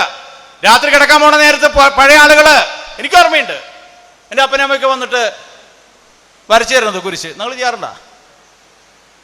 നീ കാകുലത്തയുടെ ആളുകളായതുകൊണ്ട് ചെയ്തിരിക്കണേ. മക്കൾ ഉറങ്ങണം നിങ്ങൾ കാണാറുണ്ടോ? ചേട്ടൻ എന്നെ കാണാറില്ലേ, പിന്നെയാണ് മക്കളെ കാണുന്നത്. എത്ര പേര് വരച്ചു കൊടുക്കാറുണ്ട് വിശുദ്ധ കുരിശിൻ്റെ അടയാളത്താൽ എന്നൊക്കെ പറഞ്ഞിട്ട്? യൂതന്മാരുടെ രാജാവായ നസ്രയനായ ഈശോയെ. വെരി ഗുഡ്, നല്ല കാര്യം. എത്ര പേര് ചെയ്യുന്നു? ഇതിൽ വലിയ സംഭവമുണ്ട്. എൻ്റെ അമ്മ എന്നിട്ട് അവസാനം പറയും യൂരാനായ. എനിക്കത് മനസ്സിലായിരുന്നില്ല. 5ാം ക്ലാസ് വരെ മനസ്സിലായിരുന്നില്ല. ഞാനും യൂരാനായ ഇതേ എന്തോ മന്ത്രജപാന്ന് വിചാരിച്ചേ. യൂരാനായ പറയാൻ കിട്ടാണ്ടേ. യൂതന്മാരുടെ രാജാവായ നസ്രയനായ ഈശോയെ പെട്ടെന്നുള്ള മരുന്ന് പറയണ്ട അമ്മ. പക്ഷെ അവസാനം 3 യൂരാനായ. അപ്പൊ ഞാൻ 5ാം ക്ലാസ്സിൽ ചോദിച്ചത് ഇത് മുഴുവനില്ലേ യൂരാന? അപ്പോഴാണ് പറഞ്ഞു യൂതന്മാരുടെ രാജാവായ. വരച്ചു കൊടുക്കുന്ന വീട്ടിൽ പോയിട്ട് കുട്ടി പേടിക്കൂട്ടാ. മക്കളെ സംരക്ഷിക്കുക വിശുദ്ധ കുരിശിന്റെ അടയാളത്താൽ. സ്തുതി കൊടുക്കുക നിങ്ങള്. നമ്മുടെ വഴക്കുകൾ സൂര്യൻ അസ്തമിക്കുന്നവരെ നീണ്ടുപോകാതിരിക്കട്ടെ. പ്രാർത്ഥിക്കുമ്പോൾ എല്ലാവർക്കും സ്തുതി. അമ്മാനപ്പനായിട്ട് വഴക്ക, അമ്മായിമായിട്ട് തല്ല. സ്തുതി കൊടുത്ത് കുടുംബ വഴക്കുകൾ ദിവസത്തിൽ തന്നെ സൂര്യൻ അസ്തമിക്കുന്നതിന് മുമ്പ് നമ്മുടെ വഴക്കുകൾ തീരട്ടെ. പ്രാർത്ഥിക്കട്ടെ. അങ്ങനെ ചൈതന്യമുള്ള കുടുംബ പ്രാർത്ഥനയിലും വിശുദ്ധ കുർബാനയിലും നിങ്ങൾ ശ്രദ്ധിച്ചേക്കണത്, നമ്മുടെ പ്രീസ്റ്റ് ഹോമിലൊക്കെ തലയ്ക്ക് അസുഖകരം ബാധിച്ചിട്ടുള്ള അച്ഛന്മാരൊക്കെ ഉണ്ട്. പക്ഷെ ഒരു അച്ഛൻ പോലും കുമ്പസാര രഹസ്യം വിളിച്ചു പറഞ്ഞിട്ടില്ല. പഠിച്ചേക്കണത്. അസുഖമുള്ള അച്ഛന്മാരുണ്ട്. നമ്മളെ മറ്റു മതസ്ഥരെ കളിയാക്കും, നീ പോയിട്ടൊരു മനുഷ്യനോടാണോ പോയിട്ട് കുമ്പസാരിക്കണേ? അതെ, ഏറ്റവും നമ്മുടെ പാപങ്ങൾ ഇറക്കി വെക്കാൻ പറ്റുന്ന സഭ നൽകിയ വലിയ കൂദാശയാണ് കുമ്പസാരം. ഇവിടെ അതിനുള്ള സൗകര്യമുണ്ട്. നമ്മുടെ പാപങ്ങളെ ഓർത്ത്, ദൈവകൽപ്പനകളും തിരുസഭയുടെ കൽപ്പനകളും ഓർത്ത്, അതിൽ പെടാത്ത പാപങ്ങൾ ഓർത്ത് ഒരുങ്ങി കുമ്പസാരിച്ച് നവചൈതന്യത്തോടെ നിങ്ങൾ വീടുകളിലേക്ക് പോകണം. അവിടെയാണ് യേശു ജനിക്കണേ, അവിടെയാണ് യേശു ഉത്തിതനാവുന്നേ. ആകാശമേ കേൾക്ക, നമ്മുടെ മാതാപിതാക്കളുടെ ദുഃഖ, ഭൂമിയെ ചെവി തരിക. ഞാൻ മക്കളെ പോറ്റി വളർത്തി, അവരെന്നോട് മത്സരിക്കുന്നു. കവി എഴുതിയതാ. ഈ പാട്ട് വളരെ അന്വർത്ഥ. മാതാപിതാക്കള് ആകാശത്ത് നോക്കിയിട്ട് പറയും, ആകാശമേ കേൾക്ക, ഭൂമിയെ ചെവി തരിക. ഞാൻ മക്കളെ പോറ്റി വളർത്തി, കഷ്ടപ്പെട്ട് വളർത്തി, ഇന്ന് അവരെന്നോട് മത്സരിക്കുന്നു. മാതാപിതാക്കളുടെ വലിയ ദുഃഖ, രോദന. നിങ്ങൾ ശ്രദ്ധിച്ചേക്കണത്, നിങ്ങളിന്ന് നിങ്ങളുടെ മാതാപിതാക്കൾ അവഗണിക്കുന്നുണ്ടെങ്കിൽ നാളെ തീർച്ചയായും നിങ്ങളുടെ മക്കൾ അതിന്റെ ഇരട്ടിയായിട്ട് നിങ്ങൾ അവഗണിക്കുമെന്ന് നമ്മൾ ഓർത്തുകൊള്ളുക. മക്കൾ നമ്മൾ നോക്കിക്കൊണ്ടിരിക്കുക. നമ്മൾ ചെയ്യണത് എന്താണ്? കേക്ക് മുറിക്കുമ്പോൾ, ബർത്ത്ഡേ ആഘോഷിക്കുമ്പോൾ അപ്പാപ്പന് പ്ലം കേക്ക് ചെറുത്, നമ്മുടെ വെഡിങ് ആനിവേഴ്സറിക്ക് മറ്റേ വലിയ കേക്ക്, സമന്മാരായി കാണുന്ന രീതിയിൽ മക്കൾക്ക് കാണിച്ചു കൊടുക്കണം. ഓരോ കേക്ക് മുറിയും, ഓരോ പ്രാർത്ഥനയും, വിശുദ്ധ കുർബാനയ്ക്ക് ഒരുമിച്ച് പോകുന്നതും, വിശുദ്ധ സ്ഥലങ്ങൾ സന്ദർശിക്കുന്നതും, ഓരോ പ്രാർത്ഥനയുടെ ലക്ഷ്യങ്ങളും. കർത്താവിന്റെ അഭിഷിക്തരെ കാണുമ്പോൾ ഈശോ മിശിഹായ്ക്ക് സ്തുതിയായിരിക്കട്ടെ. യേശുവിന്റെ പ്രതിപുരുഷരായിട്ടുള്ള വൈദികരെ കാണുമ്പോൾ ബഹുമാനത്തോടെ അവർക്ക് സ്തുതി കൊടുക്കാൻ നമ്മുടെ മാതാപിതാക്കൾ നമ്മളെ പഠിപ്പിച്ചിരുന്നു. നമ്മളെത്ര പേരെ പഠിപ്പിക്കുന്നുണ്ട് എന്നാലോചിച്ച് നോക്കിയേ. യേശുവിനോട് ഈശോ മിശിഹായ്ക്ക് സ്തുതിയായിരിക്കട്ടെ എപ്പോഴും അച്ഛന്മാർക്ക് സ്തുതി കുറച്ച് എനിക്ക് തോന്നുന്നത് പല അച്ഛന്മാരുടെ സുഹൃത്തുക്കളെ ഞാൻ ചോദിക്കും, പലരും അത് ചോദിച്ചു മേടിക്കാൻ പറ്റാറില്ല. എല്ലാവരും കൊണ്ടു കൊടുക്കണം. കുട്ടികളെ പഠിപ്പിക്കുക. ചെറുപ്രായത്തിൽ തന്നെ നമ്മൾ ഈ യേശുവിൻ്റെ ഭക്തി, മരിയ ഭക്തി നമ്മൾ കൊണ്ടുവരാനായിട്ട് നമുക്ക് ശ്രദ്ധിക്കണം. അതിനായിട്ട് നമുക്ക് ഒരുങ്ങണം. അവിടെ പറയുകയാണ്, അകൃത്യഭാരം ചുമക്കും ജനം, ദുഷ്പ്രവർത്തിക്കാരുടെ മക്കൾ, വഷളായി നടക്കുന്നവർ ദൈവമാരെന്നറിയുന്നില്ല. ആ പാട്ടിൽ പറയുന്നുണ്ട്. എന്താ അകൃത്യഭാരം ചുമക്കാൻ കാരണം? എന്താ ഒരു വഷളായി നടക്കാൻ കാരണം? ഞാൻ കൊടുക്കേണ്ട കാര്യങ്ങൾ കൊടുത്തിട്ടില്ല, ഞാൻ പ്രാർത്ഥിക്കാൻ അവരെ പഠിപ്പിച്ചിട്ടില്ല. എന്നിട്ട് ഇന്ന് വിഷമിക്കുക. കർത്താവിന്റെ അഭിഷിക്തരുള്ള ഭവനം എത്ര സുന്ദരം. ജോസഫ് അവിടെ ഇരിക്കുന്നുണ്ട്. ഫാദർ പ്രകാശ് പുത്തൂരിനെ ഞാൻ കണ്ടുകൂടെ, കുമ്പസാരത്തിന് വന്നിട്ടുണ്ട്. ടീച്ചറുണ്ടോന്നുണ്ടോ? യെസ്, കാണുന്നുണ്ട് ഞാൻ. ആ രണ്ടുപേരും എത്ര ആനന്ദത്തില് അവരുടെ ഒരു മകനെ കർത്താവിന്റെ അഭിഷിക്തനായിട്ട് വിട്ടുകൊടുത്തിരിക്കുക. അവര് മാതാപിതാക്കൾ ഇവിടെ ധ്യാനം കേൾക്കുമ്പോ മകൻ അവിടെ കുമ്പസാരക്കൂട്ടിലിരുന്ന് യേശുവിന്റെ പ്രതിപുരുഷനായിട്ട് പാപമോചി. എത്ര സുന്ദരമായ കാഴ്ചപ്പാട്, സങ്കല്പങ്ങളാണെന്നറിയോ? നിങ്ങൾ ഭവനത്തോട് പള്ളിയോട് ചേർന്ന് നിന്നാൽ ഒരു അപകടവും നമുക്ക് ഉണ്ടാവില്ല. ഞാൻ എഴുതി തരാം. ഞാൻ അവസാനിപ്പിക്കുക. നമുക്ക് വിശുദ്ധ അസീസിയുടെ സമാധാന പ്രാർത്ഥന ചൊല്ലിക്കൊണ്ട് അവസാനിപ്പിക്കുക. ഈ സമാധാന പ്രാർത്ഥന നിങ്ങളുടെ വീട്ടിൽ എല്ലാ ദിവസവും ചെല്ലണം കേട്ടോ. ചെല്ലുവോ? സമാധാനം തന്നെ പോയിട്ടായിരിക്കണം. പക്ഷെ ഇന്ന് മൊത്തം സമാധാനം പോയി. ഇന്ന് വീട്ടിൽ ചെല്ലുമ്പോൾ ഭർത്താവ് ഞെട്ടണം. ഭർത്താവ് മക്കളോട് ചോദിക്കും, എന്താ നമ്മുടെ അമ്മയ്ക്ക് ഇന്ന് പറ്റിയേ? അപ്പം മകള് പറയും, ധ്യാനകേന്ദ്രത്തിൽ പോയതാ. ഇന്ന് പ്രാർത്ഥന കഴിയുമ്പോൾ അമ്മായിമ്മ ചോദിക്കും, എന്താ നമ്മുടെ അമ്മയ്ക്ക് പറ്റിയേ? അപ്പം അമ്മാനപ്പം പറയും, ഇന്ന് ധ്യാനത്തിന് പോയതാന്ന്. ഒരു ചെറിയ മാറ്റം, അല്ലാണ്ട് വെറുതെ വരിക തിരിച്ചു പോകില്ല. ചെറിയ മാറ്റങ്ങൾ ഈ ധ്യാനകേന്ദ്രത്തിൽ വന്നിട്ടുണ്ടാവണം. അല്ലാണ്ട് ഈ നെഞ്ചത്തടി നിലോളിയും പൗശന്യവും കുൻറ്റും കുന്നായ്മയും പറയലല്ല ധ്യാനകേന്ദ്രം. എനിക്ക് ലഭിച്ചിട്ടുള്ള കൃപ ചെറുതോ വലുതോ അതിന് നന്മ പറയാൻ, നന്ദി പറയാൻ, യേശുവിൻ്റെ സവിധത്തിലാവാൻ നമുക്ക് ഭാഗ്യം ലഭിച്ചിരിക്കുന്നു. മറ്റ് ജില്ലകളിലൊക്കെ പോകുന്ന ആളാണ് ഞാൻ, പല സംസ്ഥാനങ്ങളിൽ പോകുന്ന ആളാണ് ക്യാമ്പുമായിട്ടൊക്കെ ബന്ധപ്പെട്ട്. പള്ളികൾ പോലും ഇല്ല. നമുക്ക് 1 കിലോമീറ്ററിൽ തന്നെ 3 പള്ളിയാണ്. നമുക്കതുകൊണ്ട് അതിൻ്റെ വില അറിയില്ലേ? സീറോ മലബാർ പള്ളിയില്ലേ, ലാറ്റിൻ പള്ളിയെങ്കിലും ഒന്ന് കിട്ടണ്ടേ പുറത്തൊക്കെ പോകുമ്പോൾ? നമുക്ക് കിട്ടിയുള്ള കൃപ എത്ര വലുതാണെന്നറിയോ? കത്തോലിക്ക സഭയിലെ, പ്രത്യേകിച്ച് സീറോ മലബാർ സഭയിലെ അനുഗ്രഹങ്ങളെ ഓർത്തുകൊണ്ട് കുടുംബ പ്രാർത്ഥന ഒന്ന് സജീവമാക്കുമോ? ശബ്ദമില്ല. കുടുംബ പ്രാർത്ഥന ഒന്ന് മുറുക്കി പിടിക്കുമോ? തന്നെ കുടുംബം, ഒരു മക്കളും ടെൻഷൻ അടിക്കണ്ട, തന്നെ വരും, തന്നെ വരും. സ്തുതി കൊടുത്തോളോ. കുർബാനയ്ക്ക് പോവോ? ഇത് രണ്ടും മുറുക്കി പിടിച്ച നമ്മുടെ സഭയുടെ കുടുംബ പ്രാർത്ഥന എന്ന് പോയോ? നമ്മുടെ വീടുകളൊക്കെ ഒന്ന് നോക്കിയേ. കുടുംബ പ്രാർത്ഥന ഇല്ലാത്ത വീടുകളിലെ ഈ അന്തചിത്രങ്ങളൊക്കെ പ്രശ്നങ്ങളുള്ളത്. കുടുംബ പ്രാർത്ഥനയുള്ള വീടുകളിലില്ല. അപ്പോൾ അത് കൂട്ടിപ്പിടിക്കാനും ഇന്ന് പോയിട്ട് മക്കളോടൊക്കെ പറഞ്ഞിട്ട് പൊക്കളോട്ടെ കുരിശ് വരയ്ക്കുക. അല്ലെങ്കിൽ അവർ വിചാരിക്കും കഴുത്ത് പിടിച്ച് ഞെക്കാന വരണമെന്ന് വിചാരിക്കും തള്ള. അവരുടെ അടുത്ത് പോയിട്ട് കിടക്കണ നേരത്ത് വന്നിട്ട് വിശുദ്ധ കുരിശൊക്കെ വരച്ചിട്ട് യൂതന്മാർ രാജാവായ കാണിച്ചു കൊടുത്ത് പ്രാർത്ഥിച്ച് കാലത്ത് എഴുന്നേറ്റ് വരുമ്പോൾ കുരിശ് വരച്ചൊക്കെ വരുമ്പോൾ ഉണ്ടാകുന്ന ഒരു ആനന്ദം ഉണ്ടല്ലോ, അവരൊന്നും വഷളായി നടക്കില്ല. ഞാൻ എഴുതി തരാം. ജോസഫേട്ട വഷളായി നടത്തണ്ട, ഉണ്ടാവില്ല. പ്രകാശപുത്തൂരോട് ഇല്ല, ഞാൻ വളരെ അറിയുന്ന ആളായതുകൊണ്ട് പറയണേ. പ്രാർത്ഥിച്ച് ആ കുടുംബം നിന്നപ്പോൾ അവിടെ കർത്താവിൻ്റെ വലിയ കൃപയുണ്ടായി. അപ്പോൾ നമുക്ക് ഒരുമിച്ച് ഉറക്കെ ചെല്ലാം. കർത്താവേ, എന്നെ അങ്ങയുടെ സമാധാനത്തിന്റെ ഒരു ഉപകരണമാക്കണമേ. വിദ്വേഷമുള്ളിടത്ത് സ്നേഹവും. പണി കുറച്ചുണ്ട് കേട്ടാ, പറയെളുപ്പാ. ഇന്ന് പോയിട്ട് അമ്മായിമ്മയോടൊന്ന് സ്നേഹിച്ചു നോക്ക്. ആ തളര രൂപം കാണുമ്പോൾ എന്നെ പേടിയോ ചെയ്യണം, ദേഷ്യം വരണേ. വിദ്വേഷമുള്ളിടത്ത് സ്നേഹവും ദ്രോഹമുള്ളിടത്ത് ക്ഷമയും. ചേട്ടൻ ഇതുള്ള കാര്യങ്ങളൊന്നും മാഷ്ക്ക് അറിയില്ല, അതൊക്കെ ക്ഷമിക്കുക എളുപ്പാ.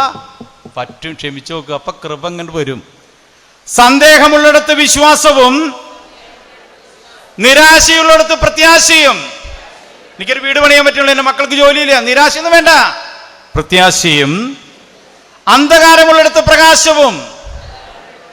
നമ്മുടെ വീട്ടിൽ വെളിച്ചെണ്ണ കുറെ ബൾബിടാനല്ല പറഞ്ഞേ, നമ്മുടെ ഈ ഹൃദയത്തിന്റെ അന്ധകാരത്തെ മാറ്റി പ്രകാശം ഉണ്ടാക്കണം. സന്താപമുള്ളിടത്ത് സന്തോഷവും. നിങ്ങളുടെ വീട്ടിൽ കയറി വരുമ്പോൾ ഇങ്ങനെ കരഞ്ഞിട്ട് വേദനിച്ചിട്ട് അല്ല ഇരിക്കേണ്ട, സന്തോഷത്തോട് കൂടിയിട്ട്. യേശു ഉള്ളിലുണ്ടാകുമ്പോൾ സന്തോഷം ഉണ്ടാവും അല്ലേ മാഷെ? യേശു ഉള്ളിൽ വരുമ്പോൾ ദുഃഖം വരണം. യേശുവിൻ്റെ ഗാകുൽത്താലത്തെ ചിത്രമൊക്കെ നോക്കുമ്പോൾ ദുഃഖം വരണം മാഷെ. യേശു ഉള്ളിലേക്ക് വരുമ്പോൾ സന്തോഷം ഉണ്ടാവുക. അതാ നല്ല കളനുണ്ടായത്. ഓ ദിവ്യനാഥ, ആശ്വസിപ്പിക്കപ്പെടുന്നതിനേക്കാൾ ആശ്വസിപ്പിക്കുന്നതിനും മനസ്സിലാക്കപ്പെടുന്നതിനേക്കാൾ മനസ്സിലാക്കുന്നതിനും സ്നേഹിക്കപ്പെടുന്നതിനേക്കാൾ സ്നേഹിക്കുന്നതിനും. പണി കുറച്ചുണ്ട് കേട്ടാ, വായിക്കുക എളുപ്പാ. സ്നേഹിക്കാം, കുഴപ്പം. സ്നേഹിക്കപ്പെടുന്നതിനേക്കാൾ സ്നേഹിക്കുന്നതിനും മനസ്സിലാക്കപ്പെടുന്ന ഒരു മനസ്സിലാക്കപ്പെടണം. അവൻ നിങ്ങളോട് എങ്ങനെ പെരുമാറണമെന്നാണ് ഞാൻ ആഗ്രഹിക്കുന്നത്, അതുപോലെ നിങ്ങൾ അവരോട് പെരുമാറും. ഈ വചനം വെച്ചിട്ട് വേണം അതിനെ കണക്ട് ചെയ്യാൻ. കൊടുക്കുമ്പോഴാണ് നിങ്ങൾക്ക് ലഭിക്കുന്നത്. അവൻ കല്യാണത്തിന് ഒരു പവനാ തന്നെ, അപ്പൊ ആ ഒരു പവൻ തന്നെ. അന്ന് ഒരു പവന് വില എത്രയായിരുന്നു? തല്ലൂട്ട്. കൊടുക്കും നിങ്ങൾ കിട്ടും കേട്ടാ. അളന്നിട്ടല്ല, പുസ്തകത്തിൽ എഴുതി വെച്ചിട്ടുണ്ട് 2000 ഉറുപ്പ്യ കൊടുത്തിട്ടുള്ളത് അന്ന്. അപ്പൊ ഇന്ന് 2000. ഞാൻ വഴക്കിനൊക്കെ സോൾവ് ചെയ്യാൻ പോണത്. അപ്പൊ ഞാൻ 25 കൊല്ലം മുമ്പ് 2000 കൊടുത്ത അവൻ്റെ മോളുടെ കല്യാണത്തിന്. എന്നിട്ട് അവള് 2000 ഉറുപ്പ്യ ഇപ്പൊ കൊടുത്തു. 25 കൊല്ലം മുമ്പ് മാഷെ 2000 ഉറുപ്പ്യയുടെ വില, ഇപ്പോഴത്തെ വില എന്താ? നിങ്ങൾ കൊടുക്കുമ്പോഴാണ് നിങ്ങൾക്ക് ലഭിക്കുന്നത്. ക്ഷമിക്കുമ്പോഴാണ് നിങ്ങളോട് ക്ഷമിക്കപ്പെടുന്നത്. മരിക്കുമ്പോഴാണ് ഞങ്ങൾ നിത്യജീവിതത്തിലേക്ക് ജനിക്കുന്നത്.